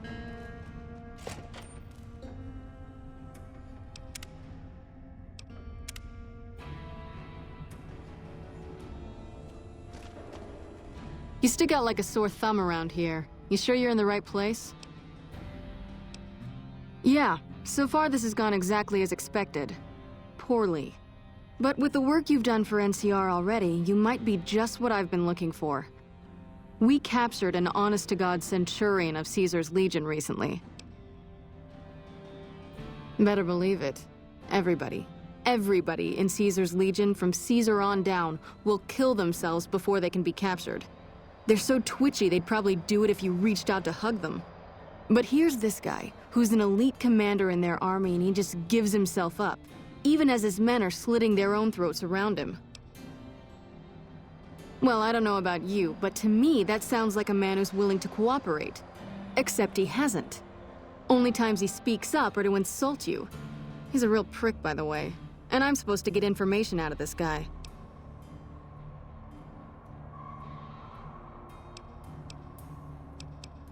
I like the way you think. Have I said that yet? Problem is that the NCR frowns on using that sort of tactic. There are some restrictions still in place from President Tandy's administration. But here's my favorite thing about you. You're not in the NCR. Plus, for all this guy knows, you're completely insane. That's a winning combination. I think if you rough him up enough and really put some fear into him, he'll sing like a choir boy. So let's do this. When you're ready, I'll go in and give you a little intro.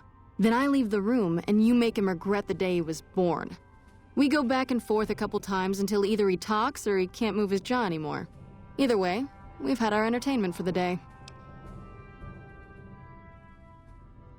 That's the spirit. Okay, I'll go in and have a word with him. Then I'll call you in.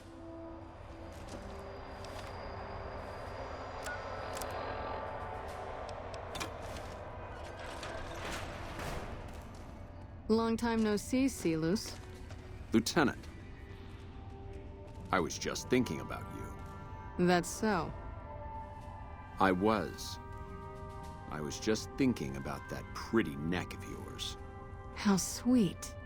I was thinking about how it would look with a Legion slave collar on it. I'll pass. Do you know what I love about our slave collars, Lieutenant? If you love them, maybe you should try one on. I love how tightly they fit. I train my men to make sure the slave's flesh bulges a bit around the top and bottom. Know why? It's all the rage in fashion circles? Not quite. If you fit it just right, their body never gets used to the feeling of wearing it. It cuts in just enough when they swallow or turn their head to remind them who they belong to. And it's that constant reminder that keeps them docile. In that case, maybe you'd better save the collar you were gonna give me. Oh? For whom? For a friend of mine you're about to meet. My friend isn't very docile. And who is this friend of yours? You know all the rules the NCR instituted to protect enemy prisoners of war? Of course. My friend doesn't. Oh, and Silus, if you resist at all, I'll personally blow your brains out. Come on in, he's all yours. I'll be back in a bit to see how you're getting along.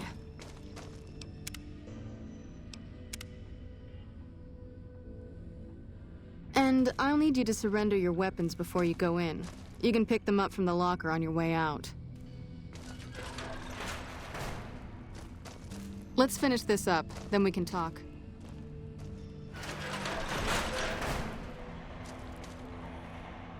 What an ugly little worm you are. What pile of excrement did the lieutenant pluck you from, worm?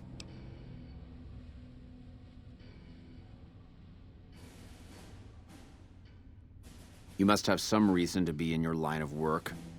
Tell me, what did the Legion do to you? Did we enslave your children? Slaughter your family before your eyes to teach you a lesson? Whatever it was, I hope I was there to give the order.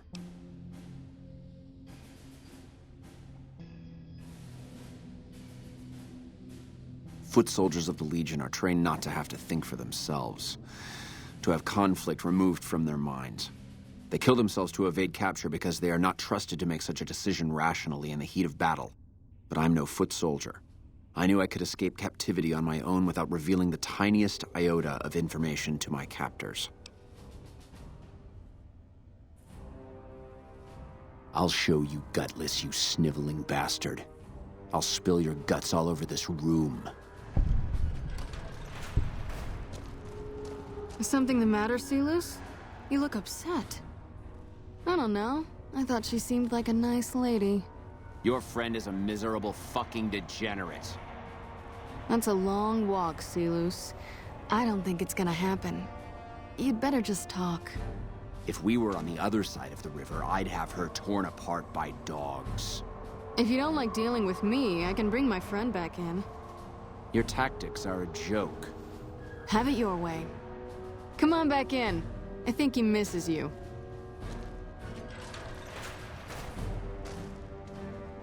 We don't have anything to discuss, worm.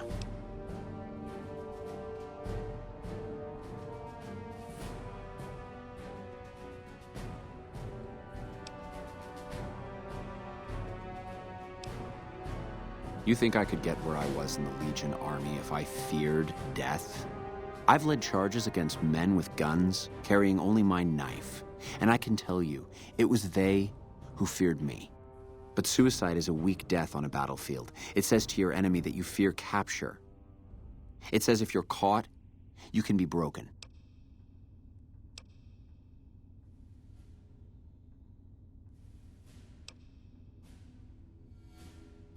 You think I'm going to slit my throat for some megalomaniacal self-appointed dictator? I didn't work my way up to have it all be taken from me out of some irrational paranoia. Caesar's losing it. I believe that. He's been shutting himself in his tent. Privately, he complains of headaches. Whatever it is, it's affecting his ability to lead. Time was essential for my mission, but we waited 3 days for him to dispatch us. Another of his headaches. Does that sound like a man in command? He has an operative planted in this very base, but does he use his agent to rescue me? No. He's content to have the agent spend his nights radioing troop positions back to our base camp. He knows I'm here, and he's left me to rot.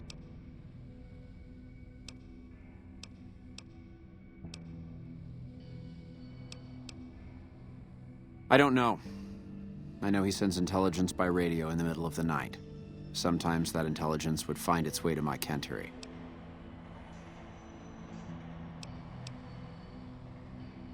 Then you're a fool. That man reports to Caesar on what I do here. The Legion isn't going to take me back. My only hope is to escape and disappear. But if I escape and he reports it, they'll hunt me down as long as I live. It served me to report him as much as it served you.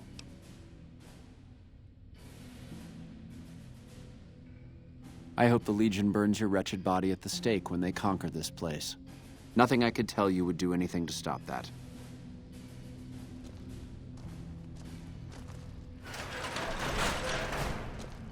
You did well.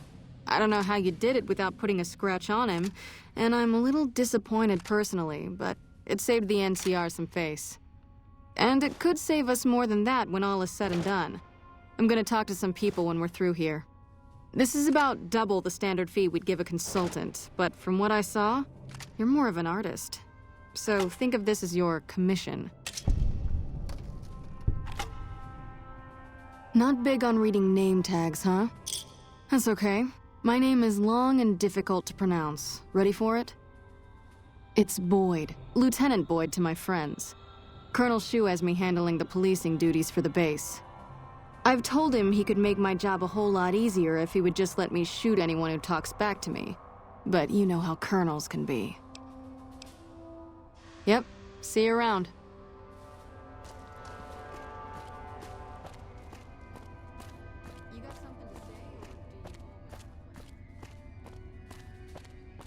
Patrolling the Mojave? Hi.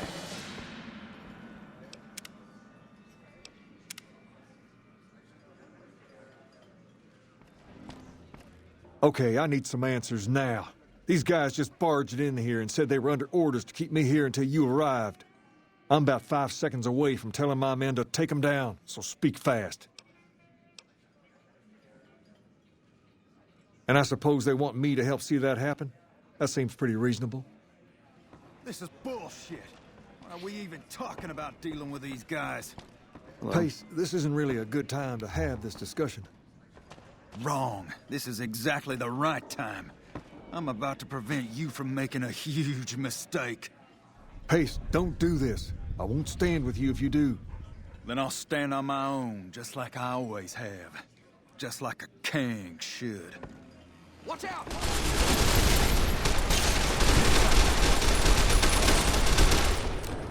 What's up?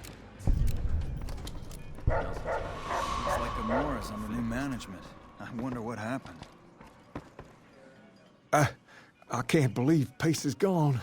He was always right here, you know? Always cracking me up with some story or another. Anyway, what did you want? All right. I'll see you later.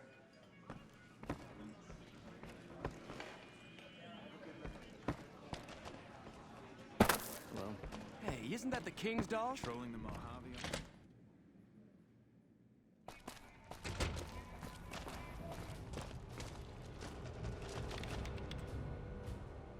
Hello.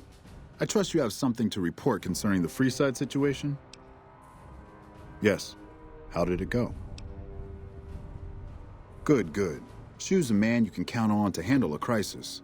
I'm just glad that things didn't end in violence. Here, this is what remains of the funds initially allocated for this operation. Also, I've been directed to send you on to Colonel Moore at Hoover Dam. She's been following my reports on your exploits with some interest.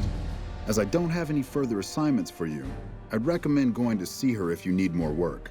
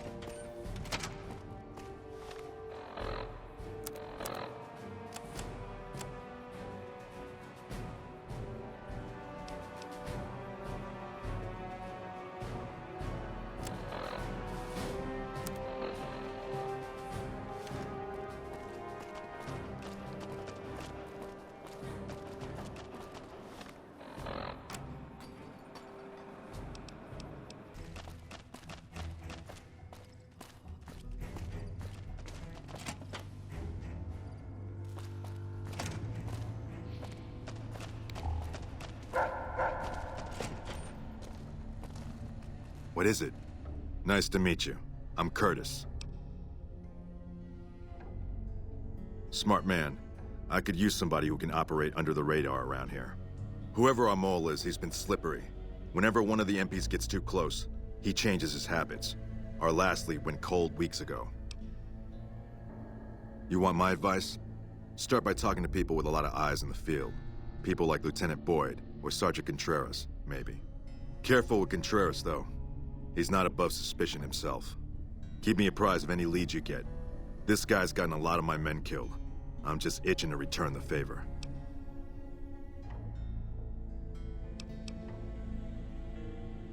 Later.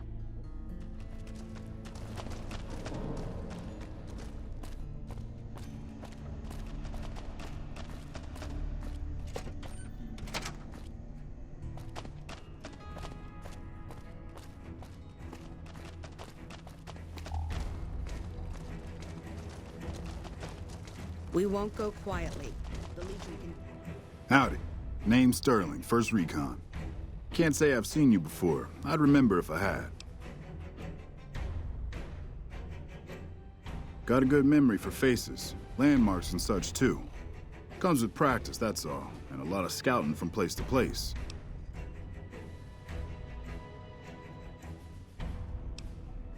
I call her the Long Carabine. Didn't always have the scope. I added that myself. Been shooting with her so long, couldn't bring myself to toss her away. Would have felt guilty to part with the old girl. The other snipers used bolt action, but Gorbets reckoned it didn't matter none if I was different, so long as I could hit my targets. Used to be a ranger, one of the first they sent out east back before we took the dam. Observation and reconnaissance. We took the lay of the land, checked out the locals, and kept ourselves inconspicuous. A couple friends of mine were the first to scout the dam. That was back in '73, if I recall. A lot of those rangers are dead now. Vegas always chewed men up. It's just a little more literal nowadays. Well, that wasn't really a matter of choice. Got myself caught by legionaries up near Malpay. They had themselves some fun with me. Mangled my hands and feet pretty good. Wasn't much good with the pistol after that. Wasn't gonna be trekking across the waste on any more long scouts either. Caesar's boys figured I wasn't going anywhere after what they'd done to me, so they didn't bother tying me up. I crawled out of there on my elbows and knees. Must have looked a sight. Then I rolled down an embankment into the Colorado. Guess I had a mind to drown rather than give Caesar's boys the satisfaction of killing me. But a couple rangers happened to be watching from across the river. They jumped on in and pulled me out of there. Lucky break, they said. Going on 6 months now, but I reckon we'll be moving out soon enough. Can't talk about the details. Till then, we'll man the towers and keep an eye on the fiends. We've had more than our share of trouble from their direction. Whole thing smells of Caesar to me. Of course, that's just guesswork. But I'd still bet a few caps he's stirring up the locals against us. As a matter of fact, it's funny that you'd ask. A couple nights back, I was on watch in the yard. Got myself a habit of looking all around, not just where I'd expect to find trouble. Old habit, but it saved my hide on occasion. Round about 1 in the morning, I spied some lights in the control tower. Now that's the 3rd time I've spied those lights, mind you. And every time I ask about it, they tell me the place was empty. I'm just saying, didn't look empty to me. No trouble at all. Might be nothing. Couple frisky young folks looking for a quiet place to snuggle up. That light is mighty consistent. Always there at 1 a.m. Might be worth a look. Always a pleasure. Keep yourself safe. Count on that. The ranger vets are on their way from Baja. I've seen them before, but I heard they're too many.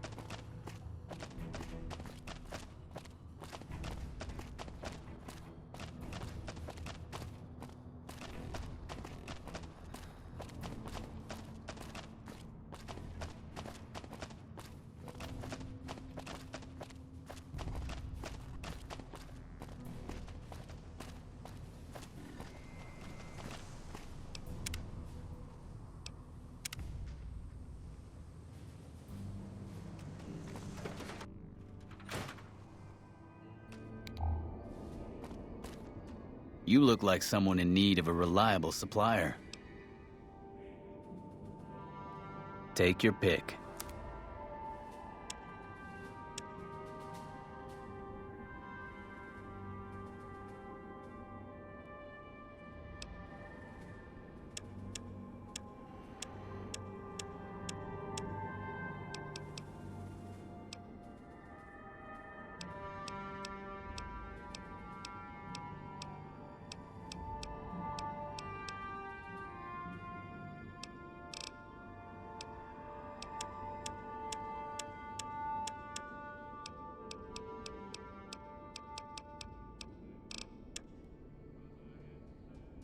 Are you implying I have some kind of secret under-the-table stash I only offer to certain clients? Because that could get a man in trouble.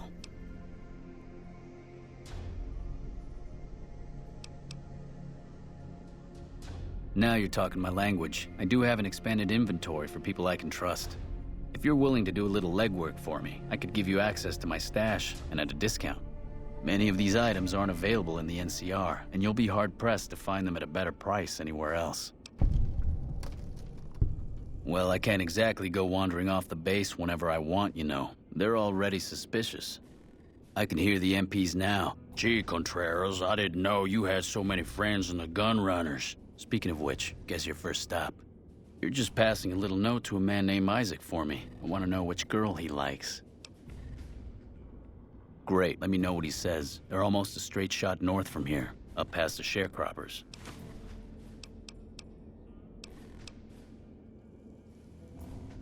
Later.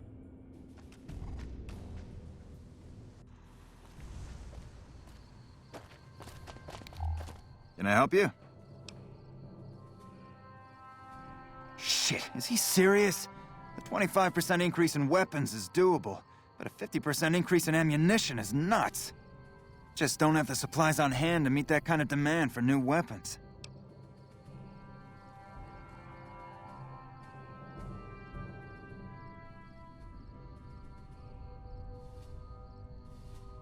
You're right. I suppose we could refurbish used and damaged weapons to fill the order. They'll be in like-new condition, and then we can use our loader to make fresh ammo from spent brass. We'll have to wait a few days for gunpowder, but this might just work out. Tell Contreras the extra guns and ammo will be in the next shipment. Later.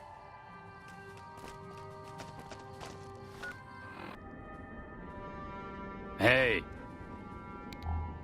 So you're back. Very professional. I like that. Maybe you can handle something bigger.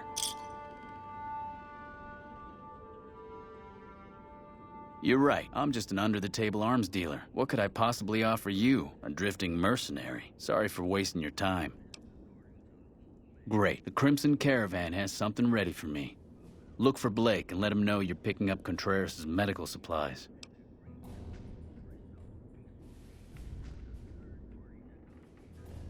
Thanks. Don't come back until you have it. Crimson Caravan is just northeast of the Gunrunners. Blake's usually in the main office.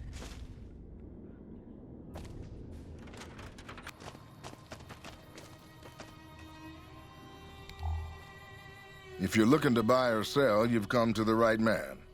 The Crimson Caravan Company has the widest selection in the wasteland. Here you go. Let him know he needs to make another payment if he wants more of this stuff. Well, painkillers are easy to come by, but it isn't easy finding iodine, allergy meds, and a few of these other items. Why do you ask?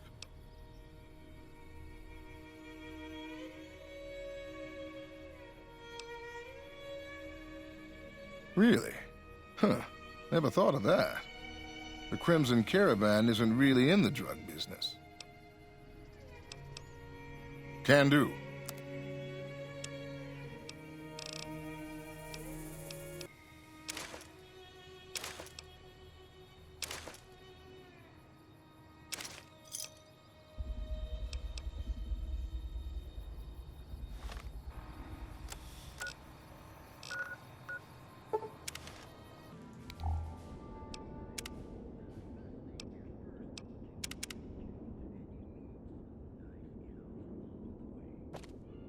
So you're back. See, you're practically stealing caps from me. This work is so easy. There's one more job. It's a little more complicated, but I think you're up to it. I need to get some stuff sorted around. Gonna take me a day or two, so just stop back in a few days.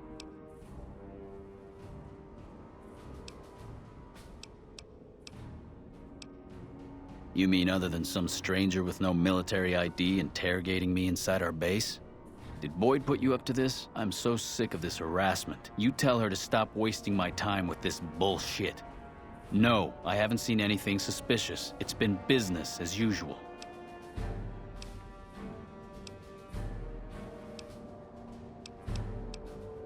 Pawn shop in Westside called Miguel's. It's in Outer Vegas, northwest of the Strip. Well, I'm not. Come back tomorrow and the stuff will be ready to transport. Bye. Ave.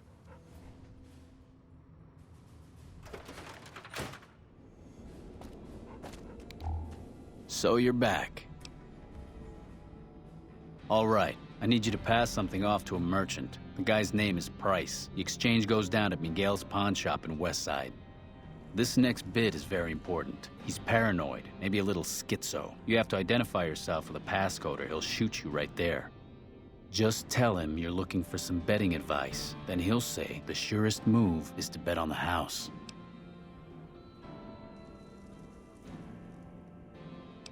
Yeah, it means you don't get shot. Be sure you do. If you get this last job done, full access to my stash, at a discount even, just because I like you.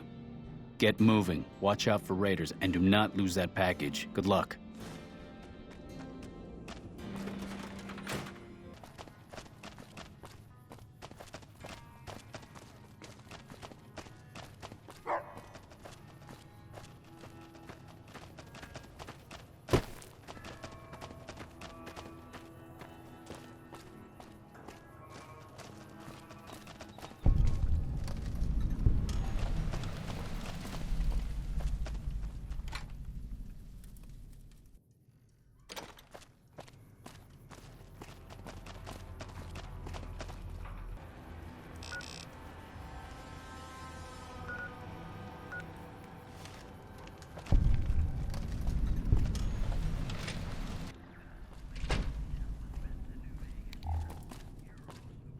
If you're down on your luck and need some caps, I buy just about anything.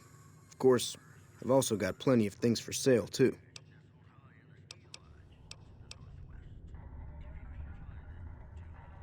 Of course.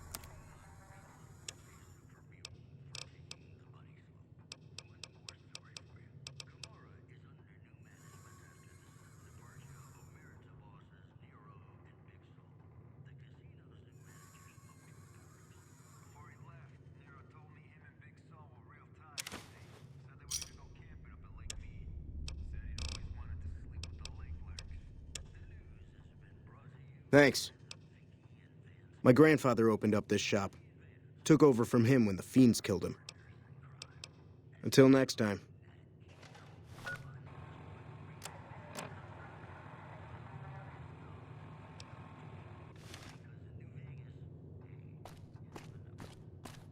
What do you want? We work together. I'm handling his deliveries for the moment while he handles a business opportunity that came up. What? Look, do you have something to drop off or not?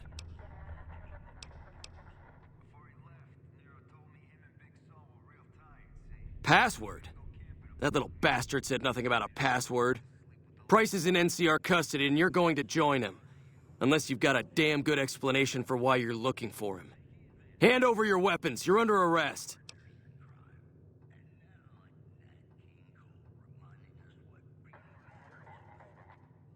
All right. If you hear anything, report it to myself or Lieutenant Boyd immediately. We need to track down his source. What do you want?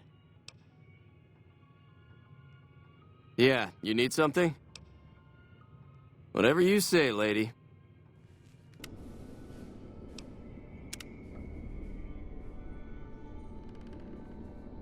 So you're back.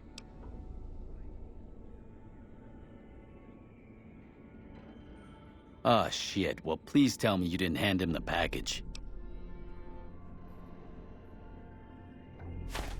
Thank God. You're gonna need to take him out. If McCarran hears I've been selling contraband, we're both dead.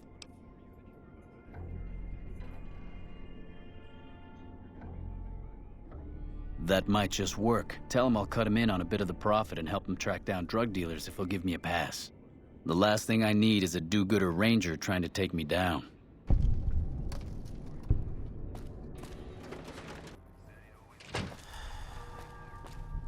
Hey. What do you want? Really now? We had our suspicions about that man, but he's got so many shipments going so many different directions, it's been hard to track. What exactly is his offer? Does he realize bribing a ranger is a hanging offense? He has himself a deal. However, if he tries to run or he continues to deal strategic assets with enemies, he's a dead man. Tell Contreras to expect to see me around more often. He better have a new bit of information when I stop in or I'm reporting his ass to Boyd.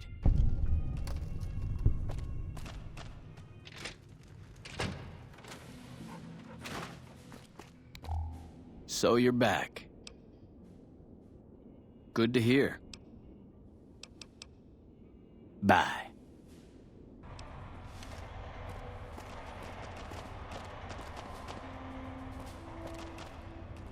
You got something to say, or you're back? Now, what kind of MP would I be if I didn't notice anything suspicious? I've had soldiers go AWOL, break-ins, thefts, you name it. Well, there's Anders. He's a ranger. That one's not suspicious so much as worrisome. He left on a dangerous assignment. Colonel Shu sent him out. Now I think he feels guilty not having any way to check up on him.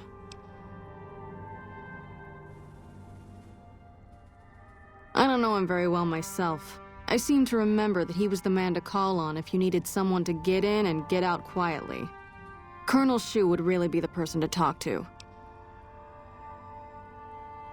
Maybe break-in isn't the right word. We didn't find signs of forced entry, but I've had reports of someone sneaking into the control tower at night. It's probably just a meeting spot for a steamy military base love affair. kids today. But it bothers me that they didn't break in. It means they have an access code. Most soldiers around the base don't have that.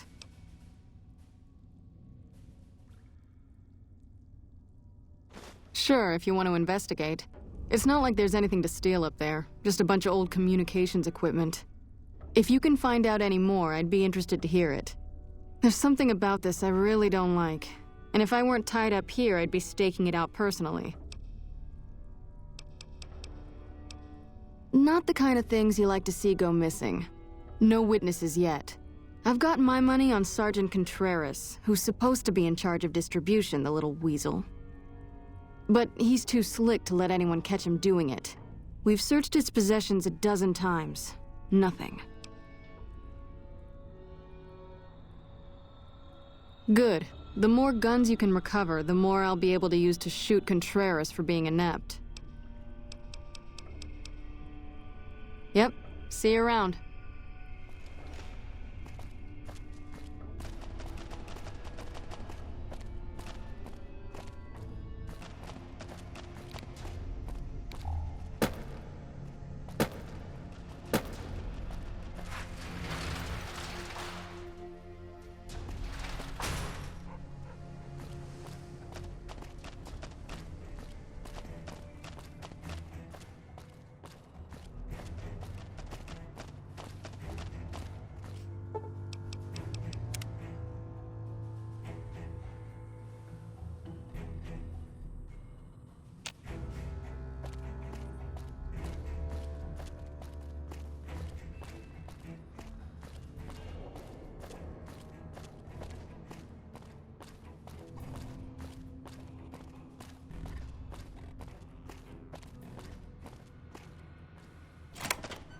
Lupa, this is Frumentary. Go ahead, Picus. Afternoon patrol enters Fiend territory at 1300. Have them mind that stretch. 10-4, Picus. Fiends will be alerted. Roger, Lupa. What's the status of your primary mission, Picus? Charges are set. Detonation will occur as the train leaves the station. Over. How long? Couple of minutes. Over. 10-4. What are you doing here? You don't have clearance. I don't know what you mean. Keep us updated. You like that?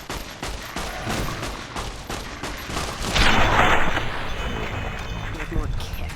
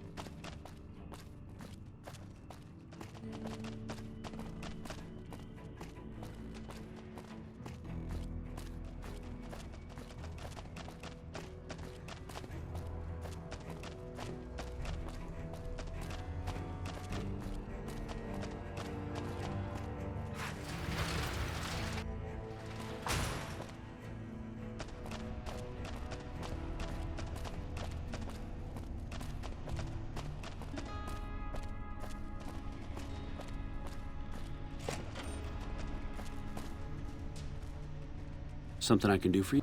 Yes? What is it?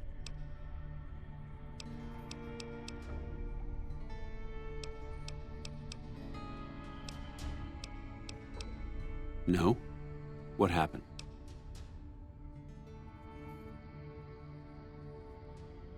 Curtis, something's not right. He came to me today saying he was worried about the monorail. Had me put him in charge of the inspection crew. Listen, you've got to get to the monorail. If it's been sabotaged, we're completely crippled here. Go.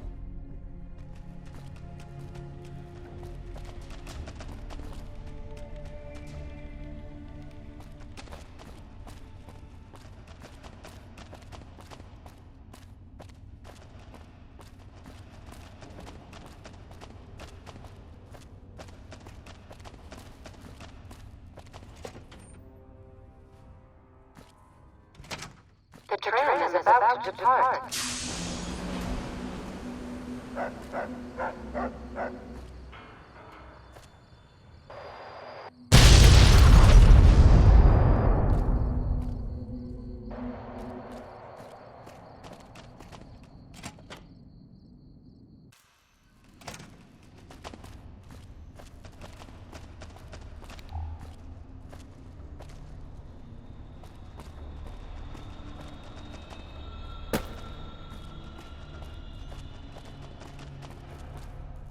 What happened?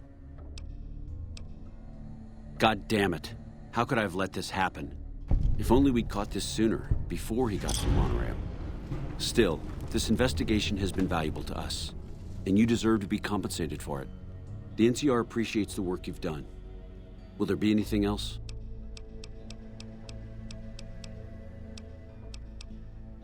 Bye. Let's kick this in gear.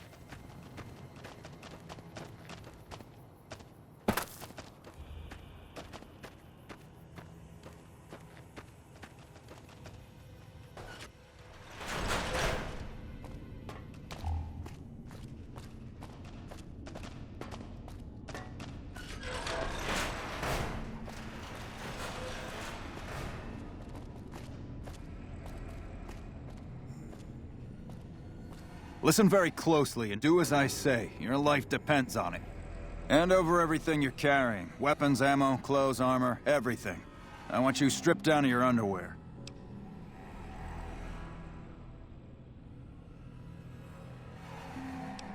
There's nothing to talk over. You can strip down and hand over your equipment, or you can die. Will you comply? Take it all off and hand it to me. Then come inside and through the door at the rear of the chamber. Paladin Ramos is waiting for you.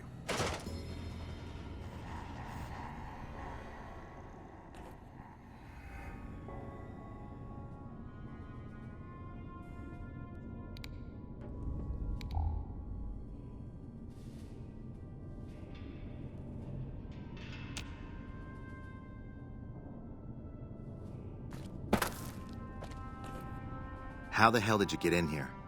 Normally, I would have already shot you, but I'm under orders to bring you to the Elder. Will you come peacefully? Okay. I'll take you to him. Follow me, closely, or you'll be shot.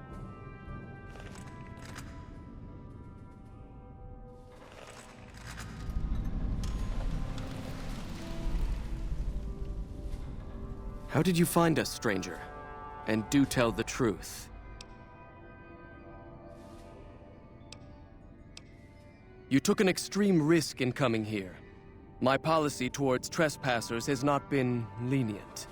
The security of this bunker is my foremost concern, and I take pains to minimize our exposure topside. For this reason, I might be interested in contracting with an outsider who can accomplish certain tasks, some basic, some a bit more involved. An NCR ranger has begun to set up post in one of the other bunkers up top, for example. I want him driven off. Understood? Yes, we could kill him easily enough. But sometimes you can learn a great deal by observing people, both enemies and friends. Which is why it will be very interesting to observe how you choose to deal with the situation, and decide which you are, enemy or friend. Do we understand one another? Very well. I'll be interested to see how thoroughly and efficiently you carry out your mission. Paladin Ramos will escort you back to the bunker's entrance and set you loose. Notice that I said loose, not free. You are not free to carry the secret of this bunker's location beyond Hidden Valley, until I'm convinced that you're capable and dependable. To underscore this point, you'll be fitted with an explosive collar. Wander off and it will detonate. Focus on your mission, and you'll be fine.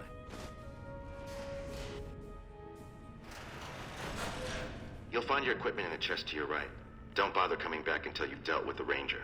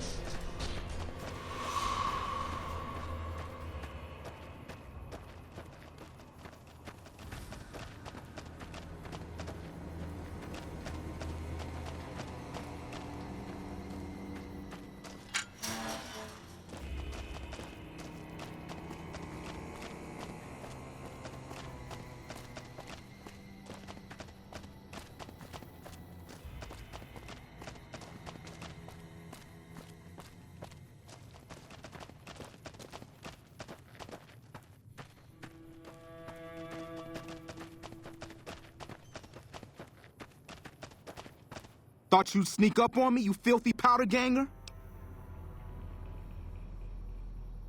Ha! Got some claws on you, little lady. I like that. What can I do for you? Dobson's my name. I'm an NCR ranger operating out of Camp McCarran north of here. Reading man by birth, though. Well, I thought I might set up a safe house in one of the bunkers here. Between the remote location and the dust storms, I figured it was ideal. Of course, seems a lot less remote since you showed up. Plus, I haven't been able to get my radio working, and a safe house is no good without one. I reckon I'll stick around a while, patrol for troublemakers, see if I can get that radio working.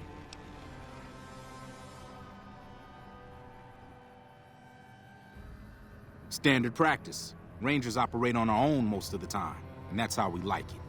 Usually we call in our positions to McCarran to be relayed to other Rangers, but I can handle myself. I'm sure as hell not going to lose any sleep on account of a goddamn broken down radio, but it will shorten my stay if I can't fix it. Criminal scum that have infested this region, attacking caravans and regular folk just passing through.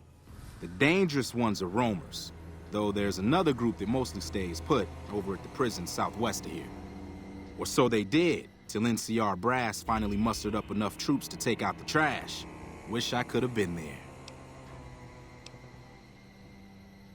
Oh, and in your expert opinion, why would that be?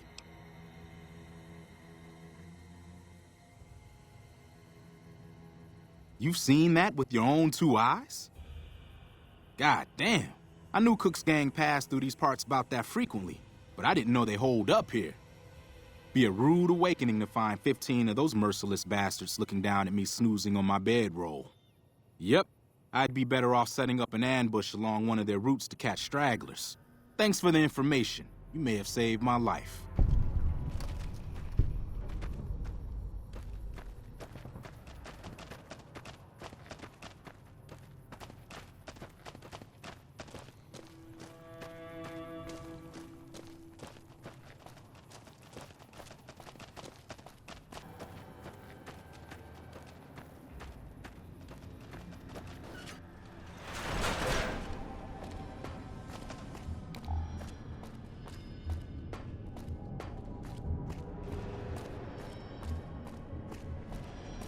Stand back from the door. The Elder's eager to hear your report.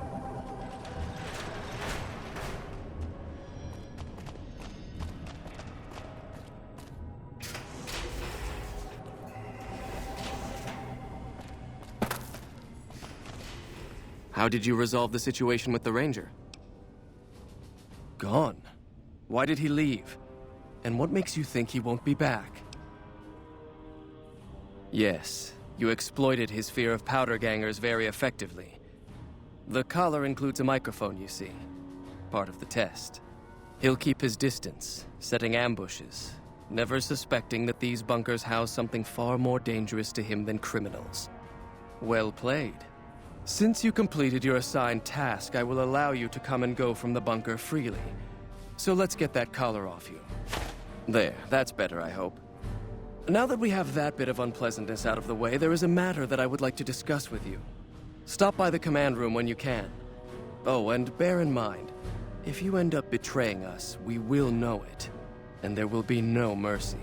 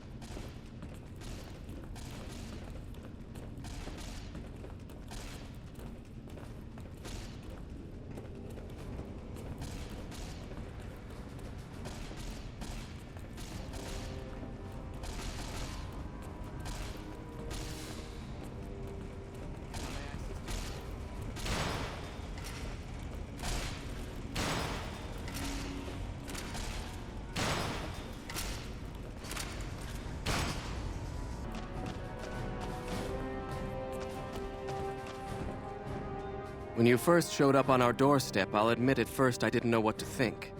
After giving the matter some thought, however, I've decided that an outsider could be of great use to me right now. However, I will not force you to help us. Should you refuse, you will be allowed to leave here.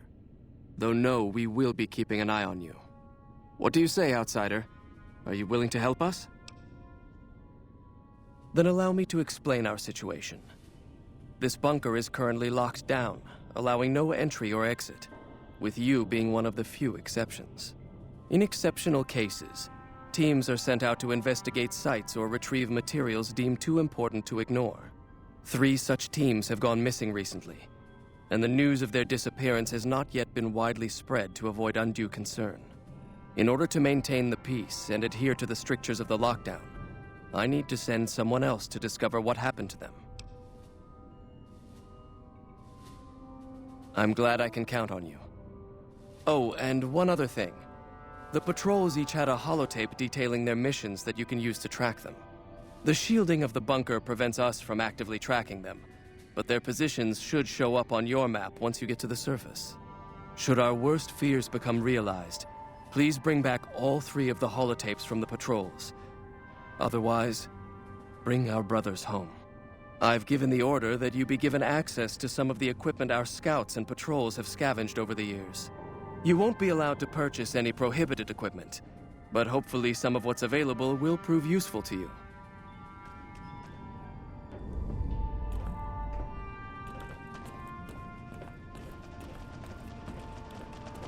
So, you're the outsider that's been given leave to wander around freely. Desperate times call for desperate measures, I guess. Name's Hardin. I'm the head paladin of this chapter, and I think we might be able to help each other out. I don't know what the Elder talked to you about, but I can tell you this chapter is in trouble. And he's at the center of it. Are you willing to listen to what I have to say?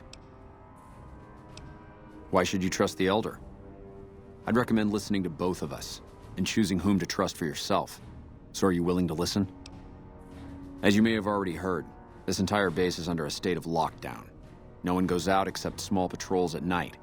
Most of the chapter has been sealed in here for years, and those few who were outside when the lockdown was initiated are forbidden from returning. Morale has plummeted as time has gone by, and many of our current paladins haven't seen combat outside of training simulations, and all because of the Elder's explicit order that no one be allowed in or out. The only way things will change is if a new Elder is installed. Of course I have, many times in fact. The Elder has an open-door policy and will listen to advice on any subject save this one. He refuses to see that our isolation is slowly weakening us. Aside from being our duty, going out on missions is what kept us strong.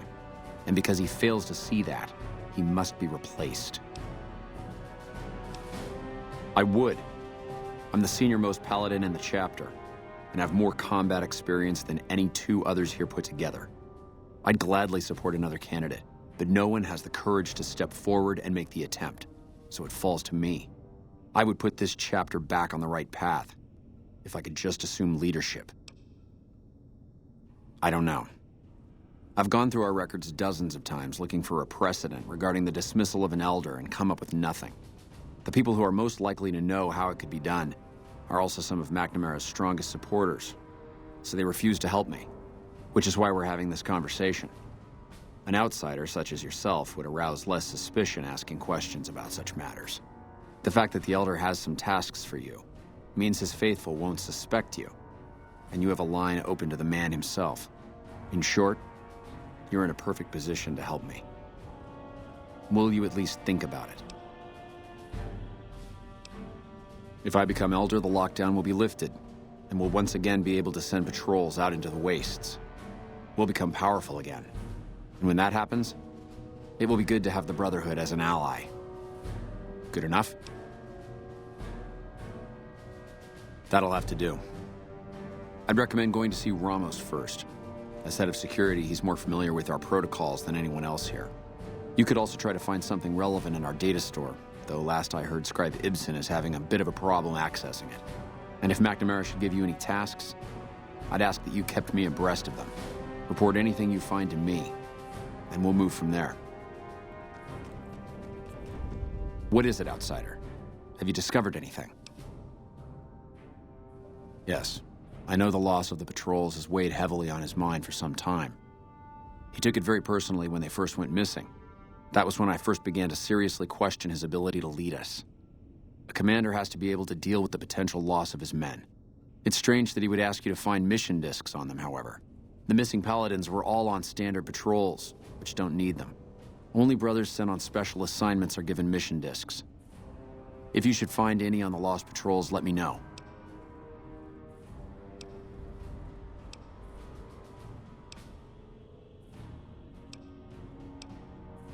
Bye.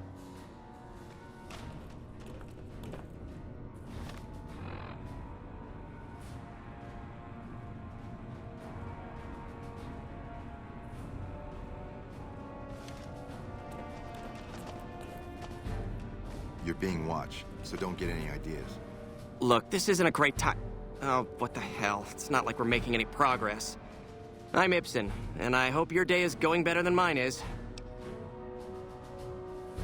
Yeah, I'm in charge of keeping this data system up and running, but accessing it is a little, touch and go at the moment. I could use some assistance, sure, but I highly doubt you have the technical background to help us deal with this virus. Yeah, some pre-war jackass with too much time on his hands apparently decided to inflict his misery on those around him. It's scrambling all the terminals here at the moment. Luckily, we only use this section for storing historical data. I suppose it couldn't hurt to get another pair of eyes on this. Maybe you'll be able to come up with something coming at it fresh. While the entire system is infected, the virus itself is spread across 3 terminals. The problem is that it keeps moving periodically. We'll have it nailed down in a terminal or 2, only to have it jump to another set of terminals before we locate the 3rd.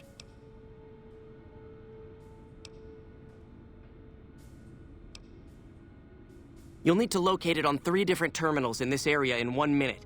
Any longer and it'll jump, and you'll have to start all over. Locating the virus would probably be nearly impossible, but the pompous little bastard that wrote it made things a little easier for us. Normally, terminals infected by the virus just display gibberish, but we found that terminals the virus moved to had some real data passed to them. We were able to decrypt the data and discovered that it was just messages from the virus's writer taunting his victims. When you find terminals with those messages, lock them down and move on. Find 3 of them before the virus jumps, and we'll wipe the damn thing.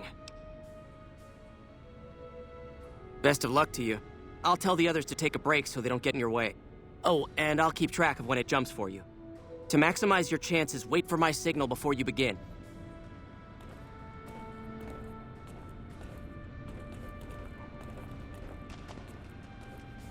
All right, then.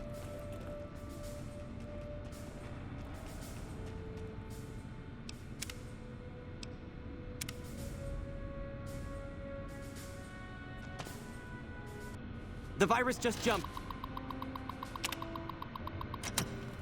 Find which terminal it went to.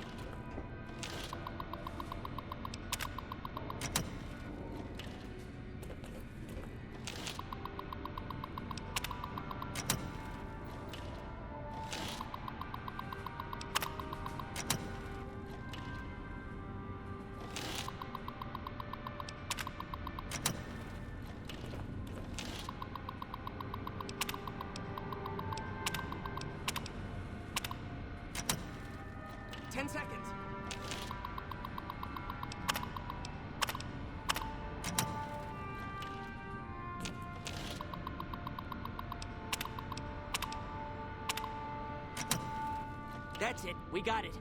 The virus has been purged.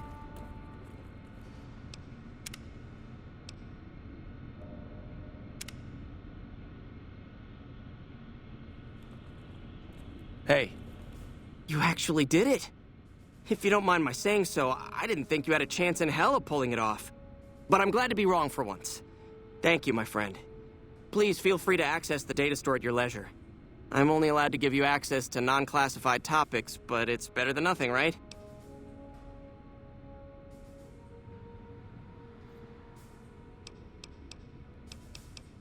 I can understand how the man might be frustrated by the current situation. He's a take-charge sort of fellow, Standing around's not his strong suit. I myself often wish we could end this interminable stasis and begin moving forward again. Oh, all kinds of things. There was already information regarding the layout and systems of this bunker, but we've since added our own data as well. Prior to the lockdown, we had extensively scouted the surrounding area and compiled dossiers on nearby points of interest. Well, you'd have to get a senior-level member of the chapter to unlock a topic for you. I've given you access to what I can, but that's not much. The majority of topics fall under Ramos's aegis, since they'd constitute a security risk. Good luck getting anything out of him. You might have better luck with another member of the senior staff. Try talking to them about it.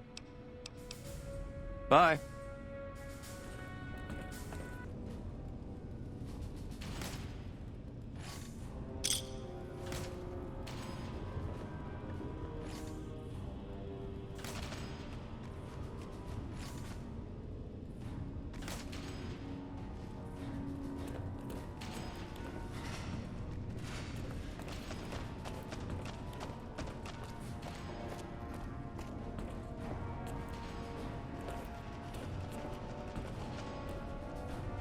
How may I assist you? Your presence here, let's just say it's highly irregular. Outsiders aren't even allowed to know that our bunker's here, let alone come and go freely. You impressed Elder McNamara, obviously. He must believe that you'd be very useful.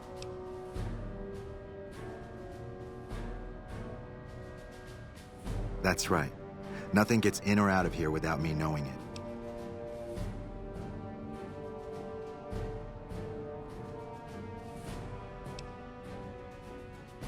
Under the lockdown, only essential personnel are permitted to enter or leave. That includes supply runners and high-security patrols.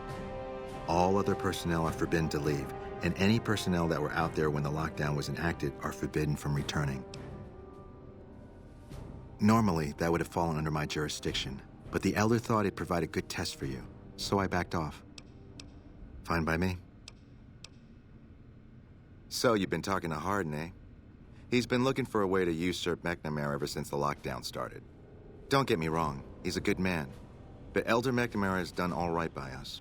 If it weren't for him, none of us would have survived at Helios. I'll tell you what I told Hardin. There have been only a few cases of elders being dismissed from their posts in the Brotherhood's history. And those involve crimes that someone like Elder McNamara is just not capable of. You can look it up for yourself if you want. I'll grant you access to that portion of the history section of our data store. See Senior Scribe Ibsen about accessing it. I'm sure someone's told you all this before. Several years back, we were running our chapter out the Helios 1 solar power station. Our elder at the time, Elijah, had some kind of obsession with the place, which is the only reason we stayed as long as we did. That place was hardly defensible, and we knew the NCR was moving in on us, but the elder refused to budge, insisting that he just needed more time. We never found out what he needed time for. Wave upon wave of NCR troopers hit us from all directions. We held out for a time, but we were grossly outnumbered, and they had more men than we had ammo. Eventually, our positions collapsed. Elder Elijah was nowhere to be found, so McNamara took charge and led what remained of us on a counteroffensive west. We lost a lot of men and women, but we broke through and made it here. Make no mistake, McNamara saved this chapter that day. Who was Elijah more like? He was our elder before McNamara.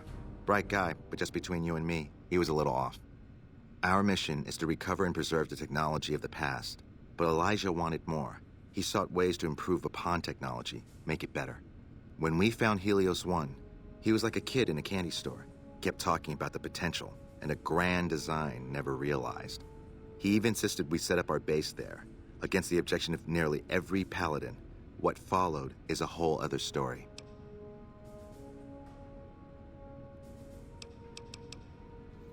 Later.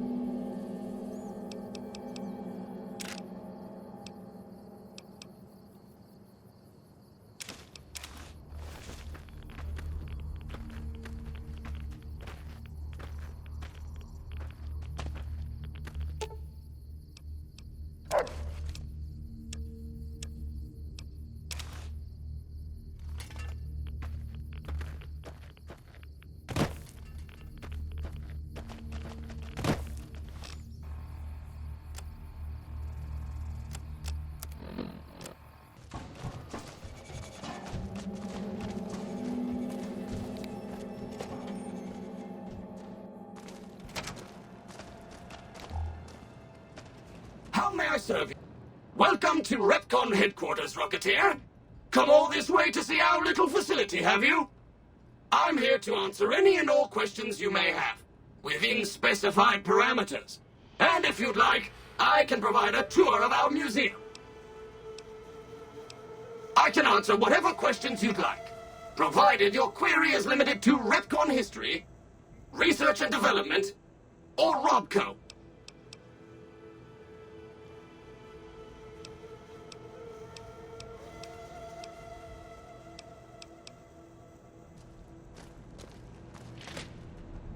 Hello. Please remember visiting hours are from 10 a.m. until 5 p.m. Please show your badge or make your way out of the building.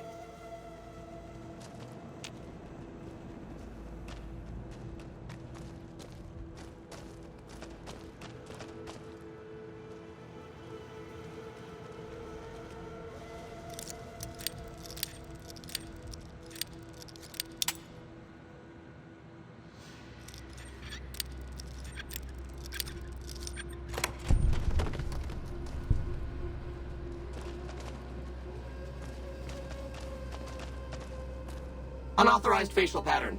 Please present credentials for first floor access.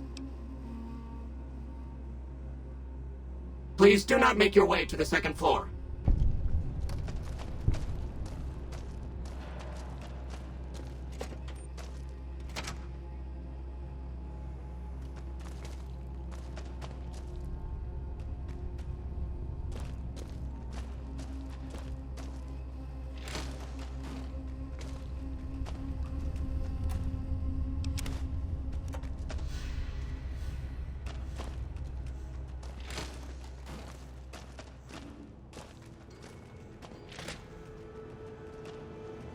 No valid Repcon identification badge detected. Please vacate the premises. How may I serve you, mistress?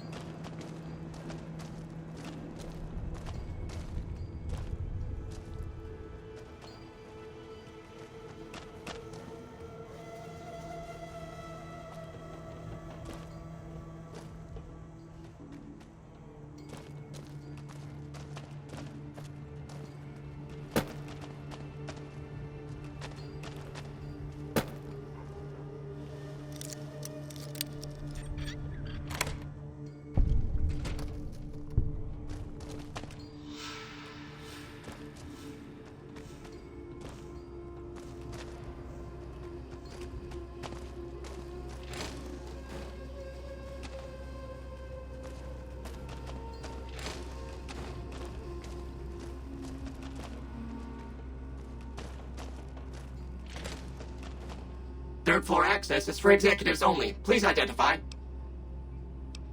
Invalid response. You have 30 seconds to vacate before security is alerted.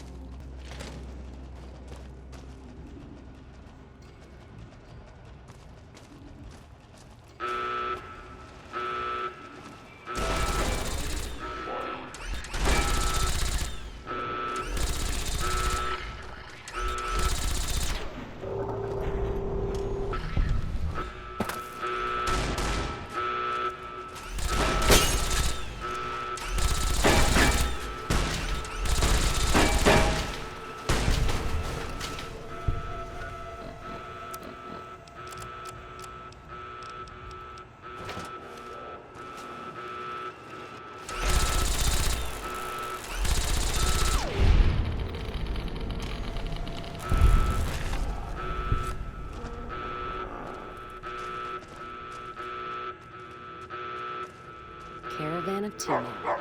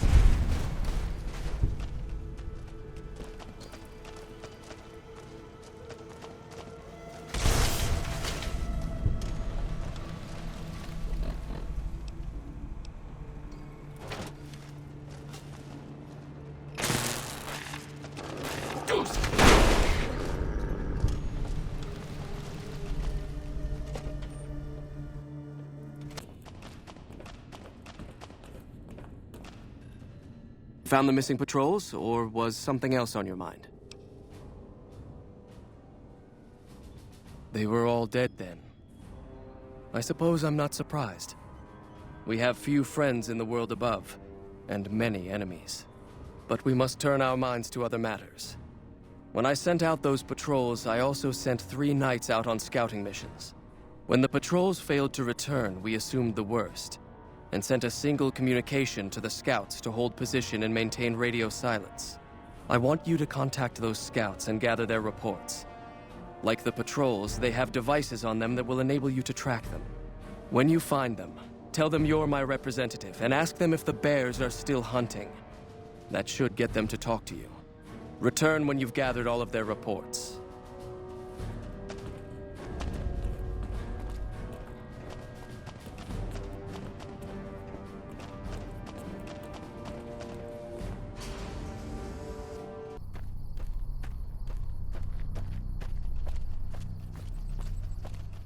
Approach slowly, stranger. If you have no business with me, then go. Then I am sworn to report. I've been dividing my time between the camps to the north and south of here. One belongs to the NCR, the other to a band of slavers known as Caesar's Legion. I was sure the NCR would quickly win, but that has not happened. Instead, the two sides maintained a long stalemate, and only after an extended duration did the NCR finally destroy its opponent. When they did, it appeared they did so with the help of fresh reinforcements. I do not believe they could have managed the feat without them. That savages such as these could last so long against the NCR is troubling. Please, take my findings to the Elder. He'll know what to make of this.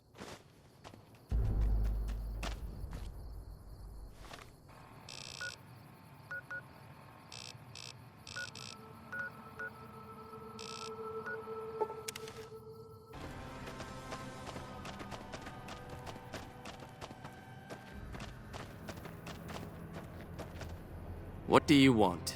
And don't try anything funny. You speak truly, for it is unlikely that an outsider would know both the Elder's name and that passphrase. Very well. I've been observing the penal facility there in the distance for some time now, after having followed some rather disturbing rumors. The facility was run by the NCR for a time, but the prisoners overcame their guards and now use the prison as a base from which to conduct raids. What puzzles me is why these men have been allowed to run wild for so long unchecked. Why has the NCR not retaken this place? Give this to the Elder. My observations are all within. Perhaps he will have a better idea of what this situation portends.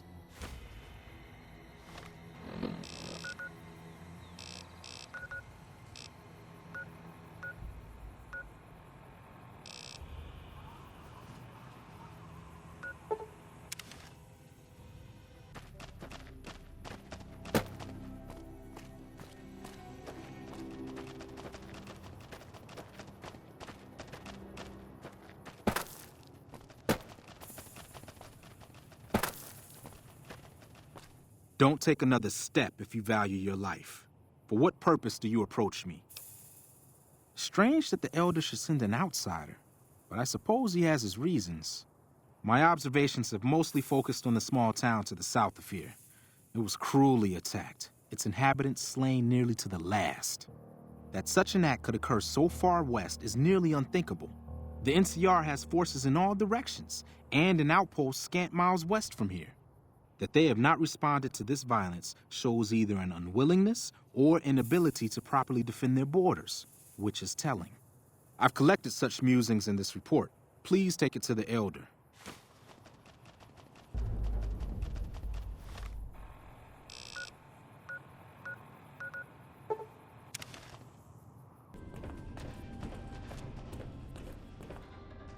Have you had any luck finding the scouts? Or did you have something to discuss? Good. Let's take a look. If I'm reading this right, it appears that the NCR's grip on this region is nowhere near as firm as I thought. I'll have to review these in detail, but these reports have given me much to think about. Thank you, outsider.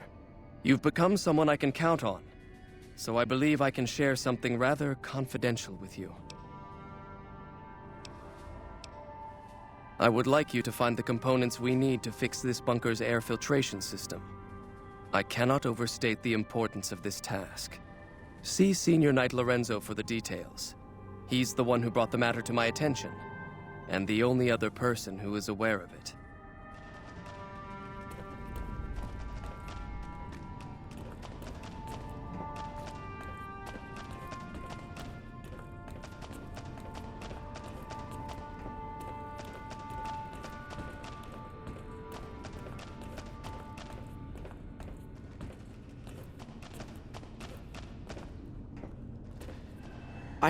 Good to see you again.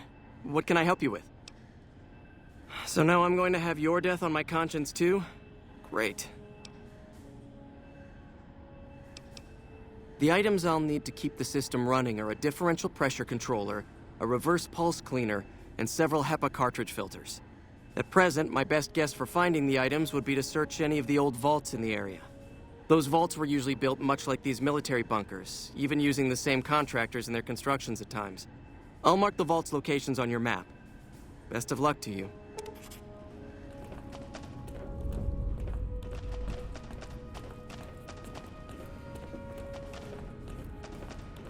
Hello.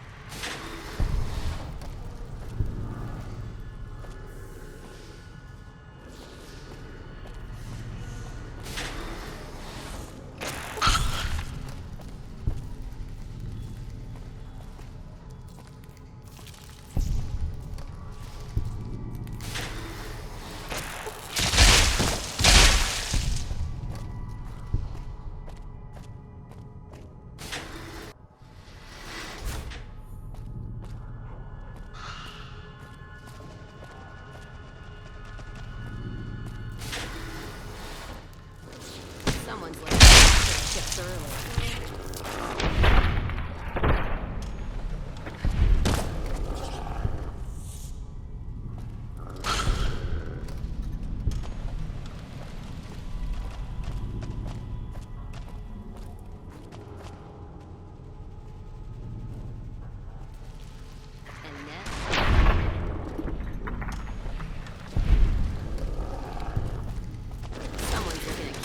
Chips early.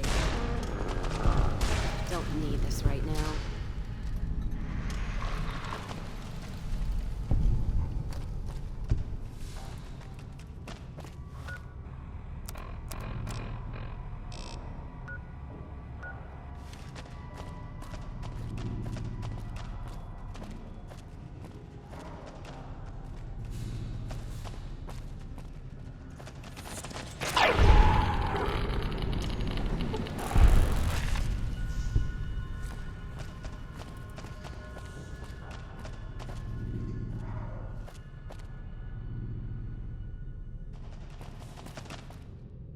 See a thing.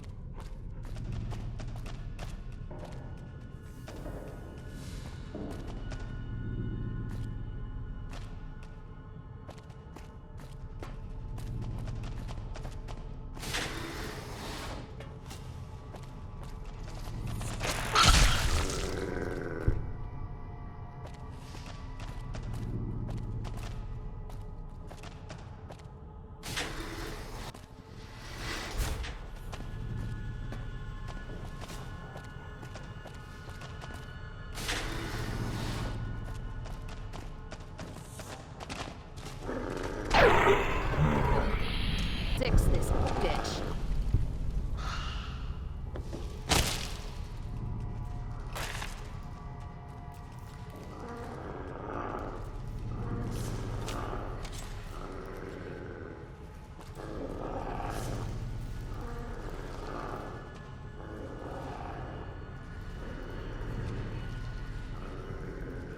You're just in time for your ass whipping.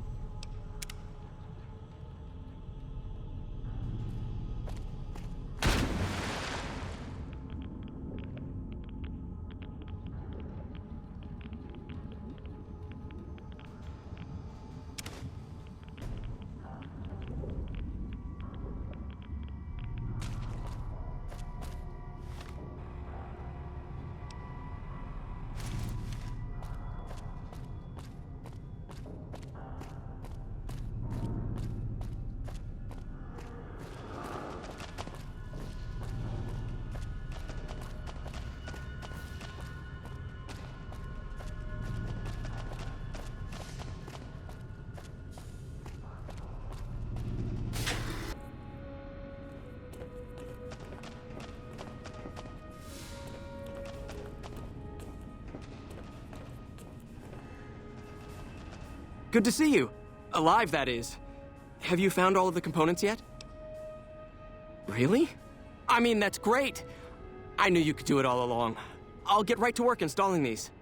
Why don't you go tell the Elder the good news? I'm sure it'll be a huge load off of his shoulders.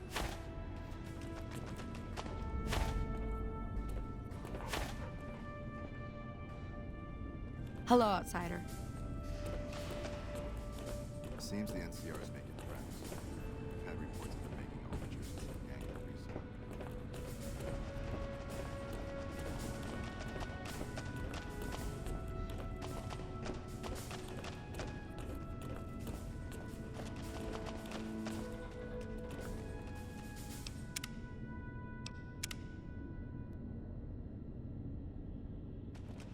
Back again, I see. Have you found all the components we need? Good news for a change. Your efforts have humbled me, outsider. You have done more than I could expect, even from my brothers. Moreover, I've been going over the scouts' reports, and keep coming up with the same conclusion. The NCR is not the threat I've believed it to be. We should not have had to rely on your help in this crisis. I believed my actions were guided by caution and prudence, but I now see the truth. People called me a hero after what happened at Helios, but I left that battle scarred by fear, and have allowed that weakness to govern my actions. That ends now. I will undo the wrong I have done my brethren and lift the lockdown. With luck, we will once again flourish. Please, take this. It is a small token of my thanks, and scarcely begins to repay the debt owed you, but is all I am allowed to give an outsider. This key will allow you to use our safe house to the northeast. I hope it will prove useful in your travels.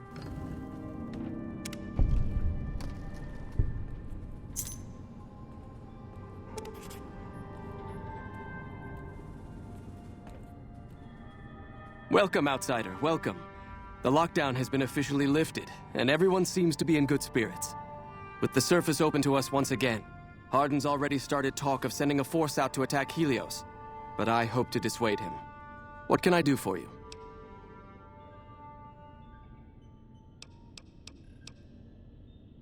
That is this base's defensive system. It serves as camouflage and masks all entry and exit from the bunker. We use it to hide our patrols and supply runners, though we still send such out at night to be extra safe. You've certainly earned the right, but I'm afraid there's a slight matter of protocol that must be dealt with first. Exceptional individuals, like yourself, are sometimes allowed to join the Brotherhood if they perform a valuable service for it.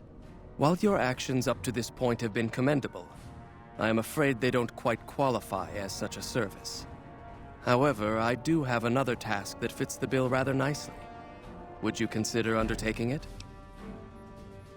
As one of our patrols discovered, the mutants just to the northeast have become strangely violent in the years we were secluded. However, this turn of events could also be an opportunity. We mostly left the equipment of the communications array there alone, out of respect.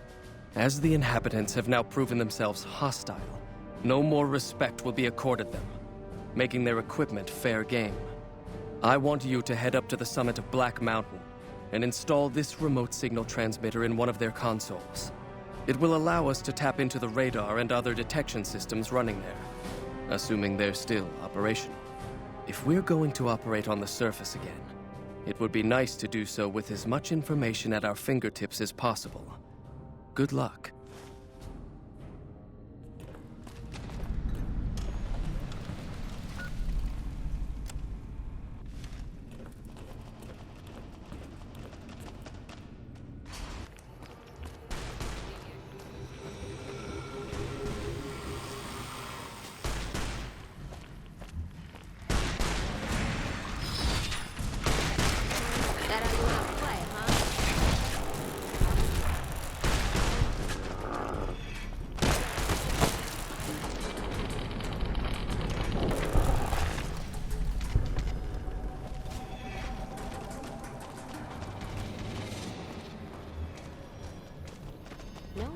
Why the highest point Mojave is so radlit.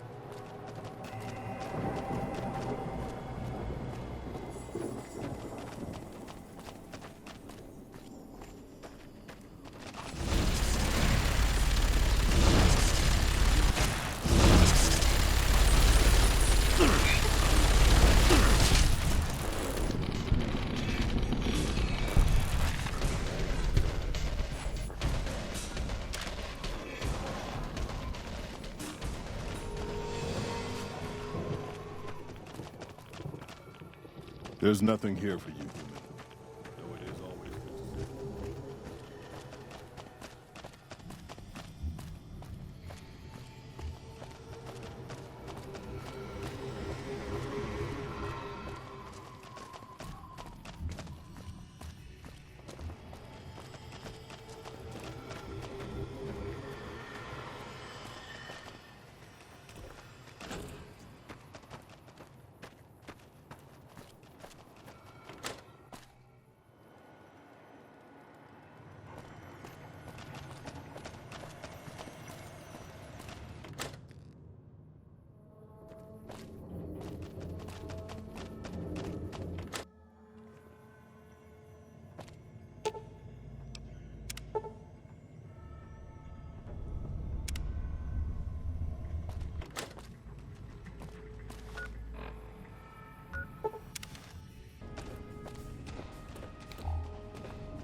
Greetings, my friend.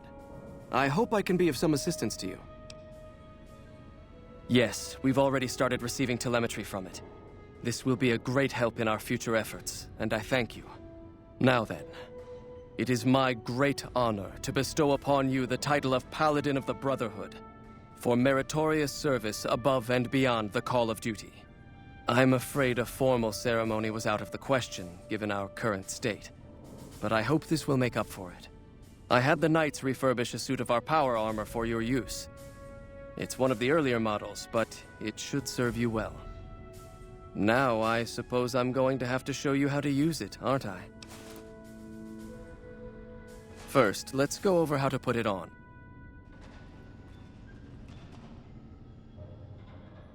There. I think you've got the knack of it now.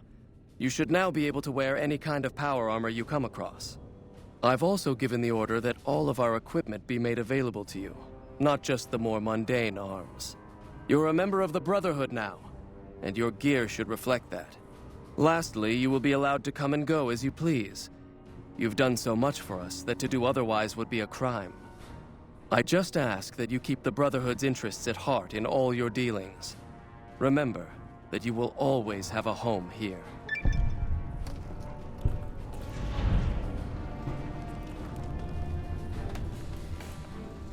Greetings, my friend. I hope I can be of some assistance to you. It's a protective measure that was enacted after our defeat at Helio.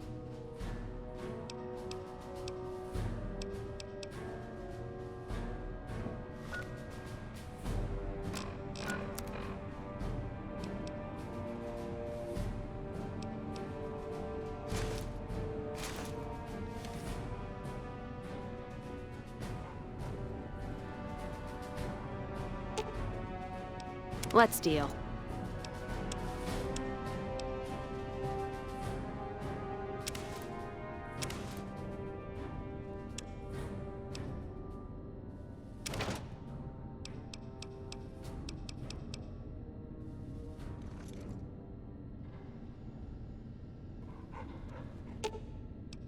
Let's see what you got.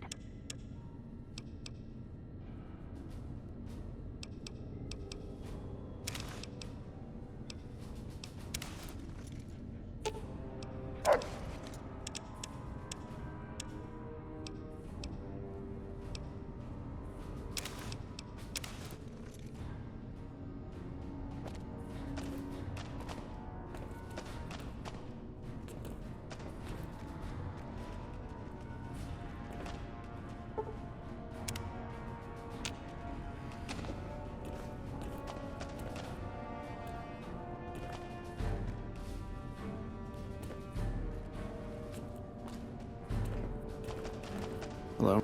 It looks like you've managed to talk some sense into the Elder Outsider. Be assured I'll still be keeping an eye on him. Your efforts to help this chapter are not unappreciated. Now what can I do for you? Later.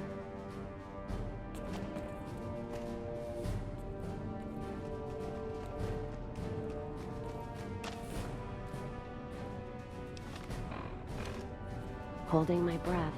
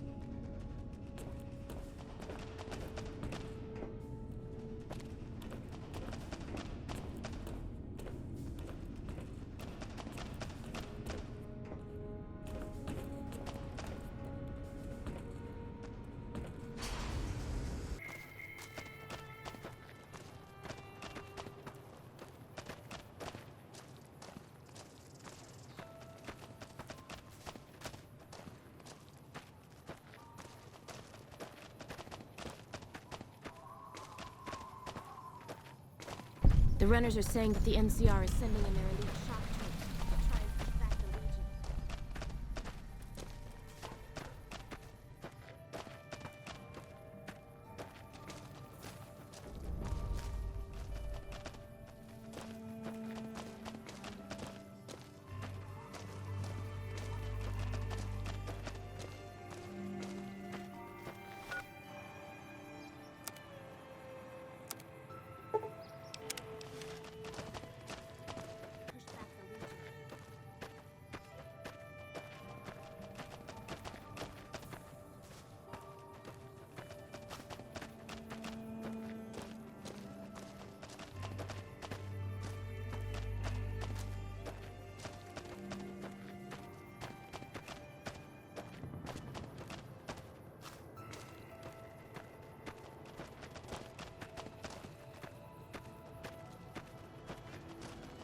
Huh?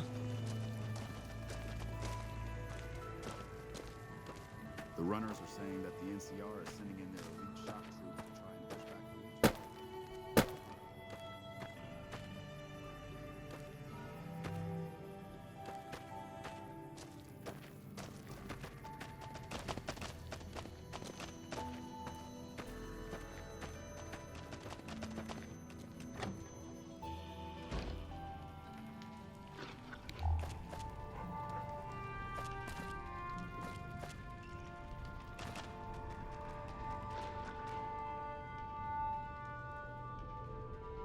So the cub enters the wolf's den. What do you want, cub? You want to hear the story of the great Khans? It's a long one, full of honor, glory, and betrayal. We have suffered, but we will regain our glory. In a hurry, are you? Very well, then. The great Khans came east, out of the NCR 14 years ago. We ruled the wastes then, and called no man master. But we underestimated the families of the Strip, and they drove us back to Bitter Springs, where we remained until the NCR arrived and drove us here. They allied with Mr. House, the self-proclaimed master of New Vegas. He supported them with the resources of New Vegas. Weapons, technology, caps.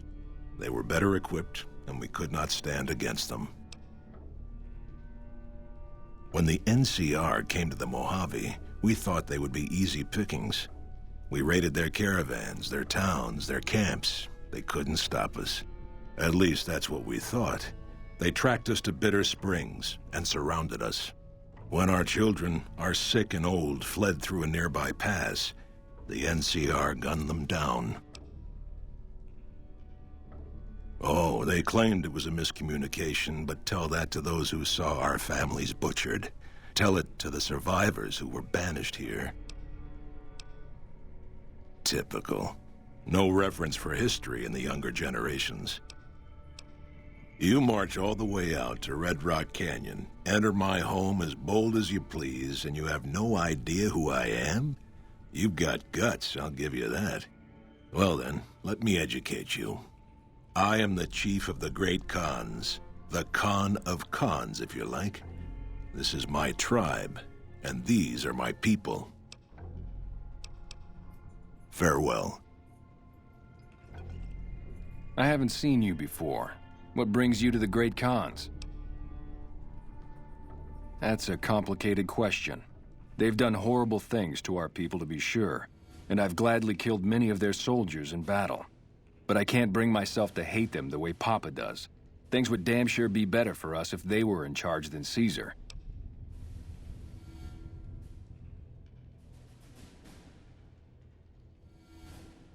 I suppose if asked, I would. But that's a moot point, because Papa's in charge now, and he's not going anywhere. Papa is one of the best leaders the Khans have ever had. He's kept us together through all of our hardships, ever since we left California. Bitter Springs changed him, though. He started to really hate the NCR after the massacre, and sometimes I worry that's poisoned his mind. Nothing. Forget about it. I shouldn't be talking about this with an outsider. Name's Regis. I'm Papa Khan's advisor and right-hand man. I'm also the chief enforcer of the tribe's laws, so watch your behavior. Until next time. Caesar's veterans will arrive from Arizona soon, and there will be no stopping our victory. They're a tribe of fine warriors with many proud traditions and a glorious history. They will be worthy additions to the Legion. My name is Carl. Glorious Caesar has sent me as an emissary to the great Khans as a token of our alliance. In exchange for great Caesar's promise of all the lands west of New Vegas, the Khans have agreed to fight alongside the Legion when the time comes. I am one of the Frumentari. It is my duty to scout the waste in Caesar's name and make contact with any tribes that might serve a useful purpose. You might say I'm somewhere between a scout and an ambassador. I'm assigned here as part of the alliance between the Legion and the Great Khans. Though they have been cruelly oppressed by the NCR, the Khans remain great warriors. The Legion is honored to have such allies in battle. Speak then. Yes, goodbye.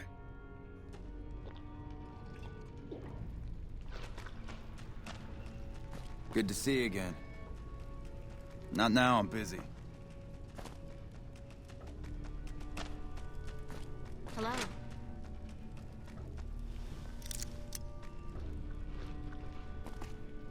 Down more. I heard you try to convince Papa Khan not to join with Caesar's Legion. I'd like to talk to you about that for a moment. Because Papa listens to me, and because I actually know how to get things done around here. You want to convince Papa not to ally with Caesar, right? Trust me, you'll get nowhere just talking to him about it. He's fixated on restoring the glory of the Great Khans, and he sees Caesar as the path to that restoration. Papa can be a stubborn man, but he's not a tyrant. He listens to his tribe, and to 4 voices in particular: me, Jack, Diane, and Melissa. If you can convince all of us that allying with Caesar is a bad idea, you might be able to sway him.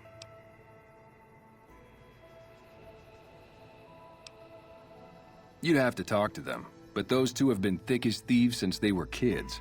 Convince one, and the other will come around.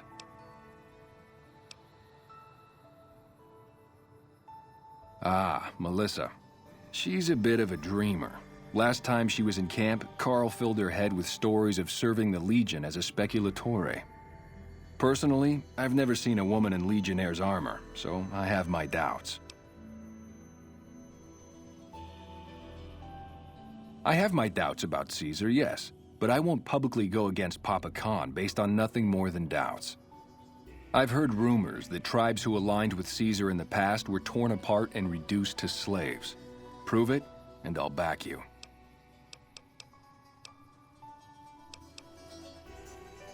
Good. Oh, one more thing. Caesar's representative, Carl, has become fast friends with Papa. Carl's the one who has him so fixated on this alliance. You'll probably have an easier time of things if you can find a way to get him out of the picture. Carl talks prettily about the honor and nobility of the Great Khans, but I suspect his actual opinion is less flattering.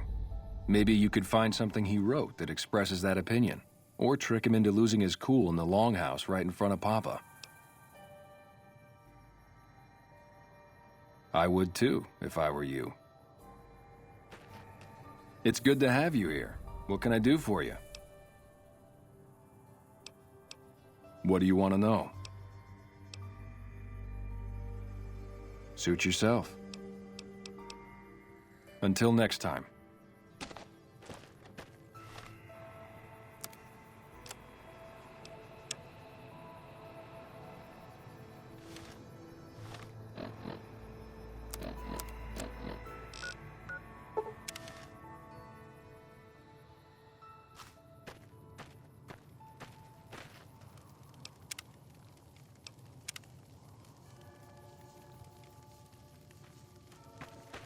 I've been hearing a lot of good things about you. What's up? Hey, it's not like I'm super attached to working with Caesar or anything. But if it'll stop his patrols from harassing my runners, I'm all for it. I haven't heard anything like that. Do you have any proof? Okay. Come on back when you do.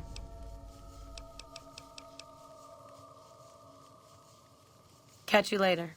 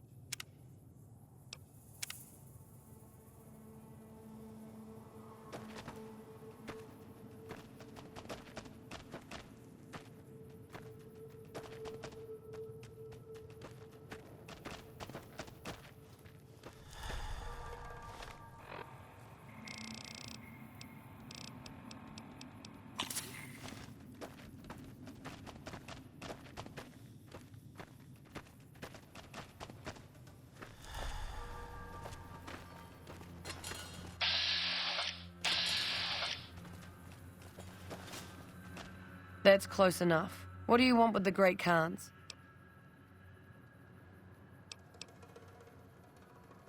You can ask, but why would I do that? Carl's told me all about the life in the Legion. He says I've got all the makings of a speculatory. What?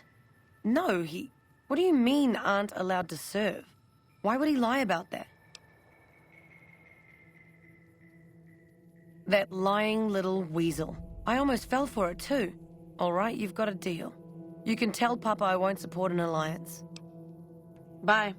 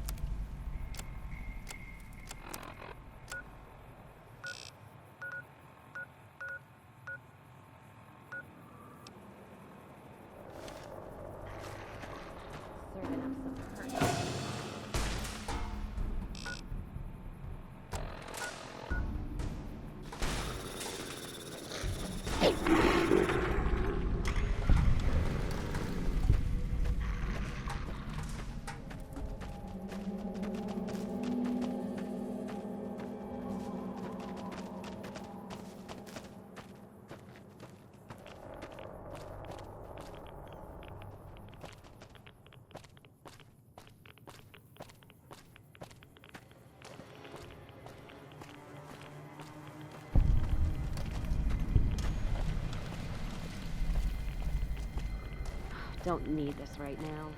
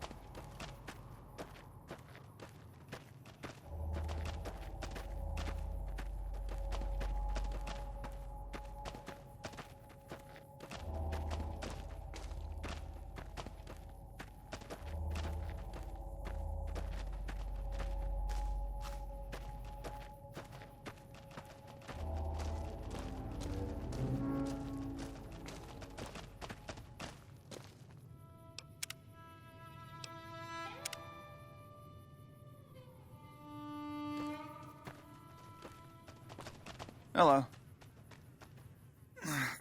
Please, help me. Thank God. Let me down, please.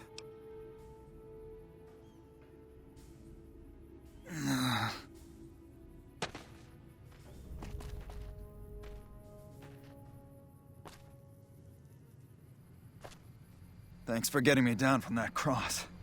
I owe you one.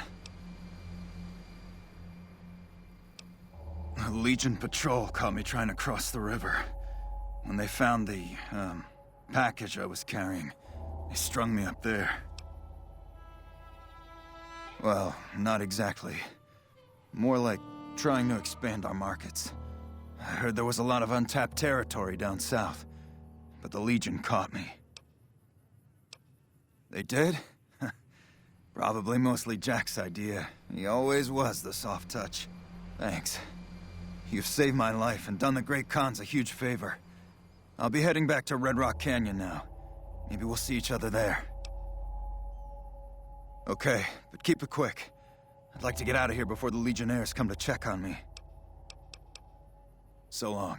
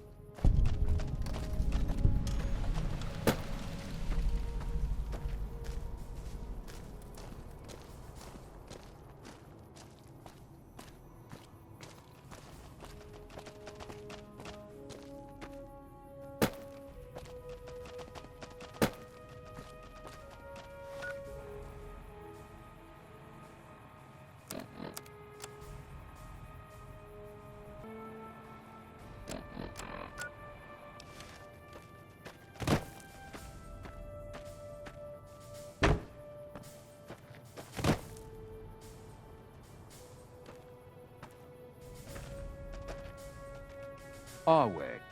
Legatus Lanius is on the march. When he arrives, the real slaughter will begin.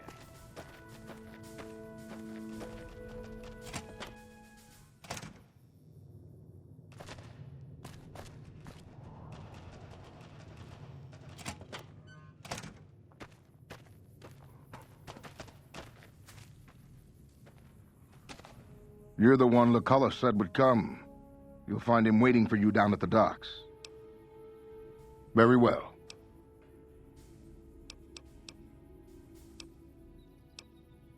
Are we done? Halt! What business have you in Cottonwood Cove, outsider? You wear the mark of Caesar. You must be who Cursor Lucullus is waiting for. You may continue, but be warned. Mark or no, we will not tolerate aggressive action by visitors in the camp.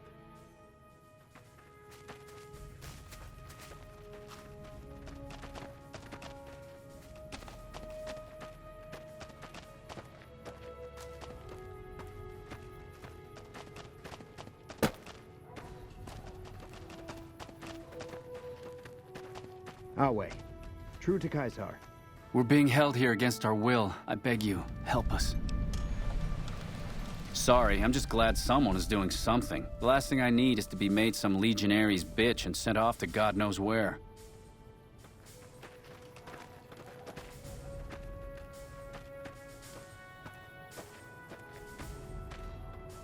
Oh, it's just awful here. Can't you help us? Hurry up. The guards keep eyeing me like I'm a piece of meat.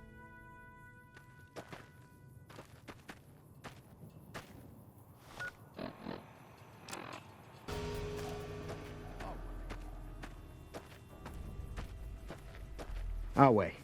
True to Caesar.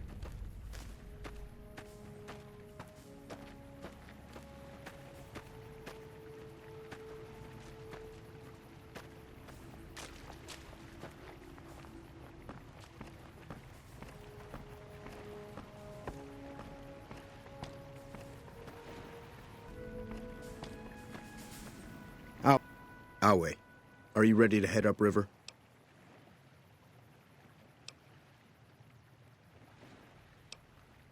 I am Cursor Lucullus, and my orders are to escort you to the Legion's camp at Fortification Hill. Are you ready to go? You'll be meeting face to face with the mighty Caesar himself, founder of the Legion, conqueror of 86 tribes. To my knowledge, this is the first time Caesar has ever summoned one of the dissolute to see him. That it would be a woman is even more surprising. Women are physically and intellectually inferior to men. Their role is to bear children and ensure the survival of our species. Not to say that all women are equally incapable. I trust Caesar will find a worthy use for you.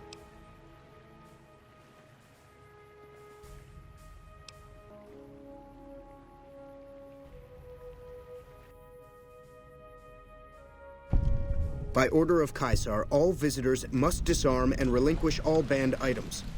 This order also extends to the platinum chip you carry. For now. Your belongings will be returned to you when you leave.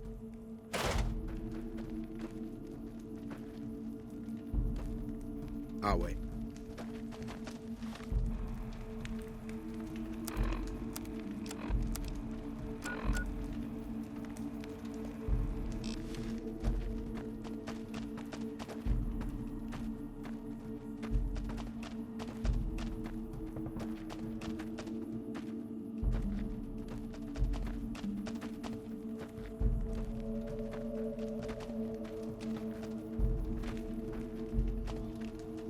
So you're the visitor I've heard some of the legionaries talking about. If you're in the mood to trade, just say the word. Have a look.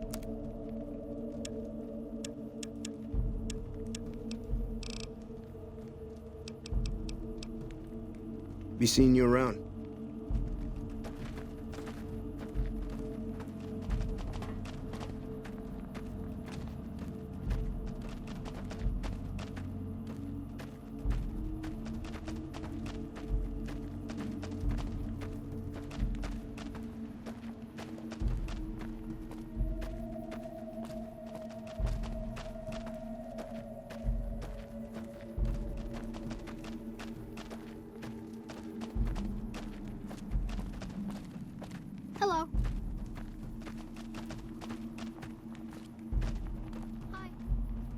I'm harsh on the children, but they'll be excellent legionaries. I'm quite proud of them.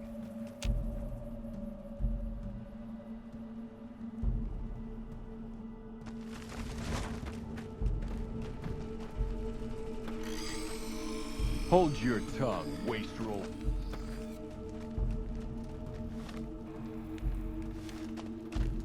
I'm looking forward to getting sent across the river.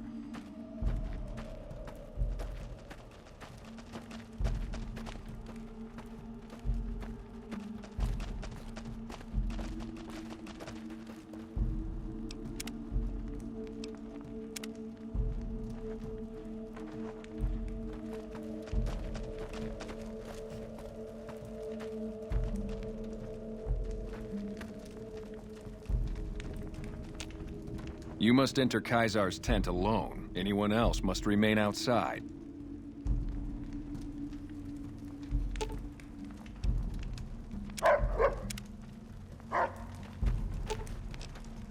All right. The camps are getting crowded.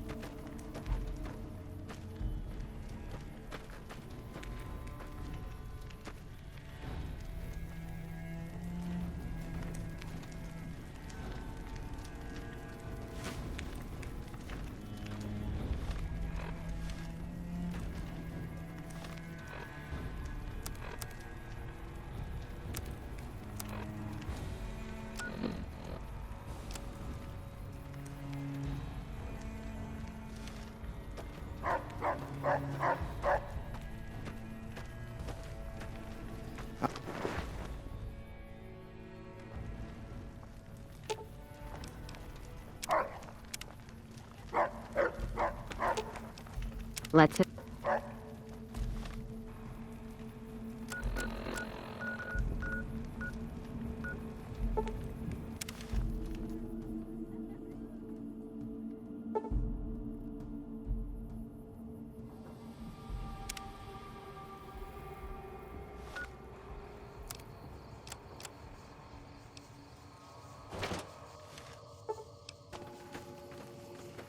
Diane's going nuts trying to find a new contact in the Fiend.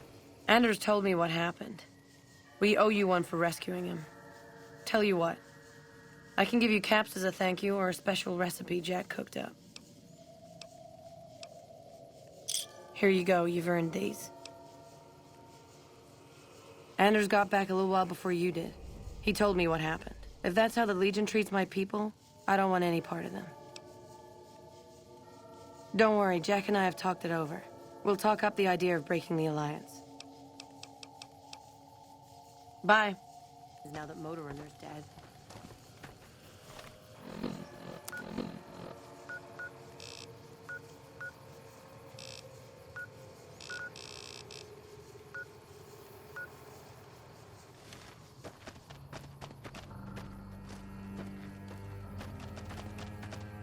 You don't give up, do you? Away, Kaiser! And that leaves something with one.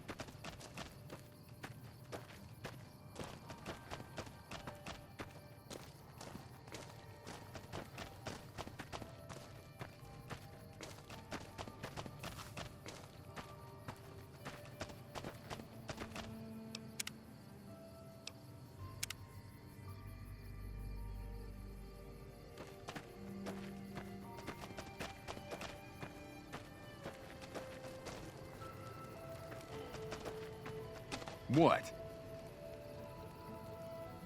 You're becoming quite the political agitator. I can't say I'm displeased. Let me see. My God, this is even worse than I thought.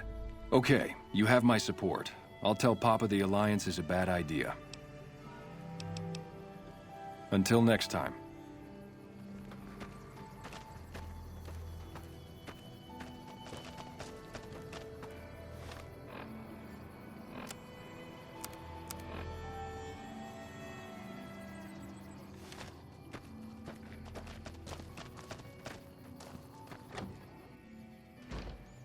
Good to see you again.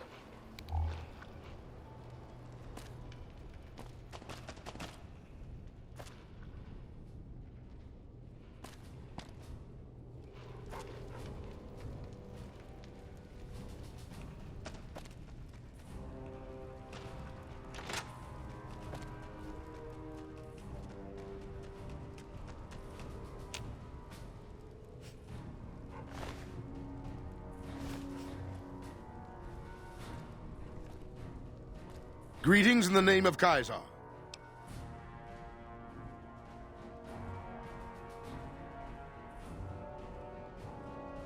Join? Oh, no, I simply couldn't. That is, I'm not worthy of such an honor. Of course I am. That is to say, Caesar has many fine warriors, and I wouldn't wish to compare them to the great Khans. Enough! How dare you compare Caesar's finest to this tribe of savages? The mightiest great Khan is scarcely a match for a legion recruit. The burned man would leave their mightiest shitting themselves in terror. I would. That is... You motherless bastard. You'll pay for this. Great Khans, drive Caesar's dog out of our camp. If he's too slow to flee, kill him. What's up? Come on.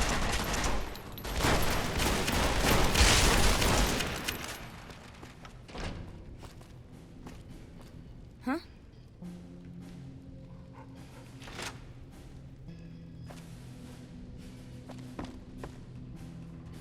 Good to see you again. What? All 4 of my most trusted advisors have told me we should break our alliance. Maybe I should hear you out after all.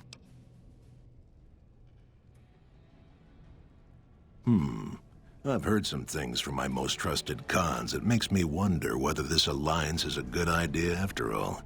But I want to leave a legacy of greatness when I die. My tribe deserves better than this, cowering in a canyon and living on scraps. Tell me then, if I don't join with Caesar's Legion, where will I find my tribe's lost glory?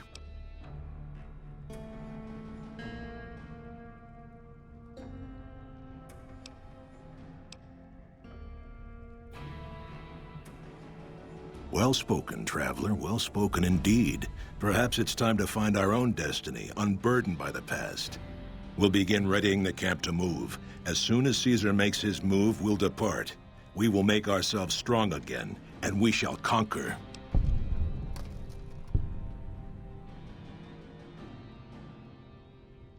If you should ever tire of wandering alone, seek us out. You might just have the makings of a great Khan yourself.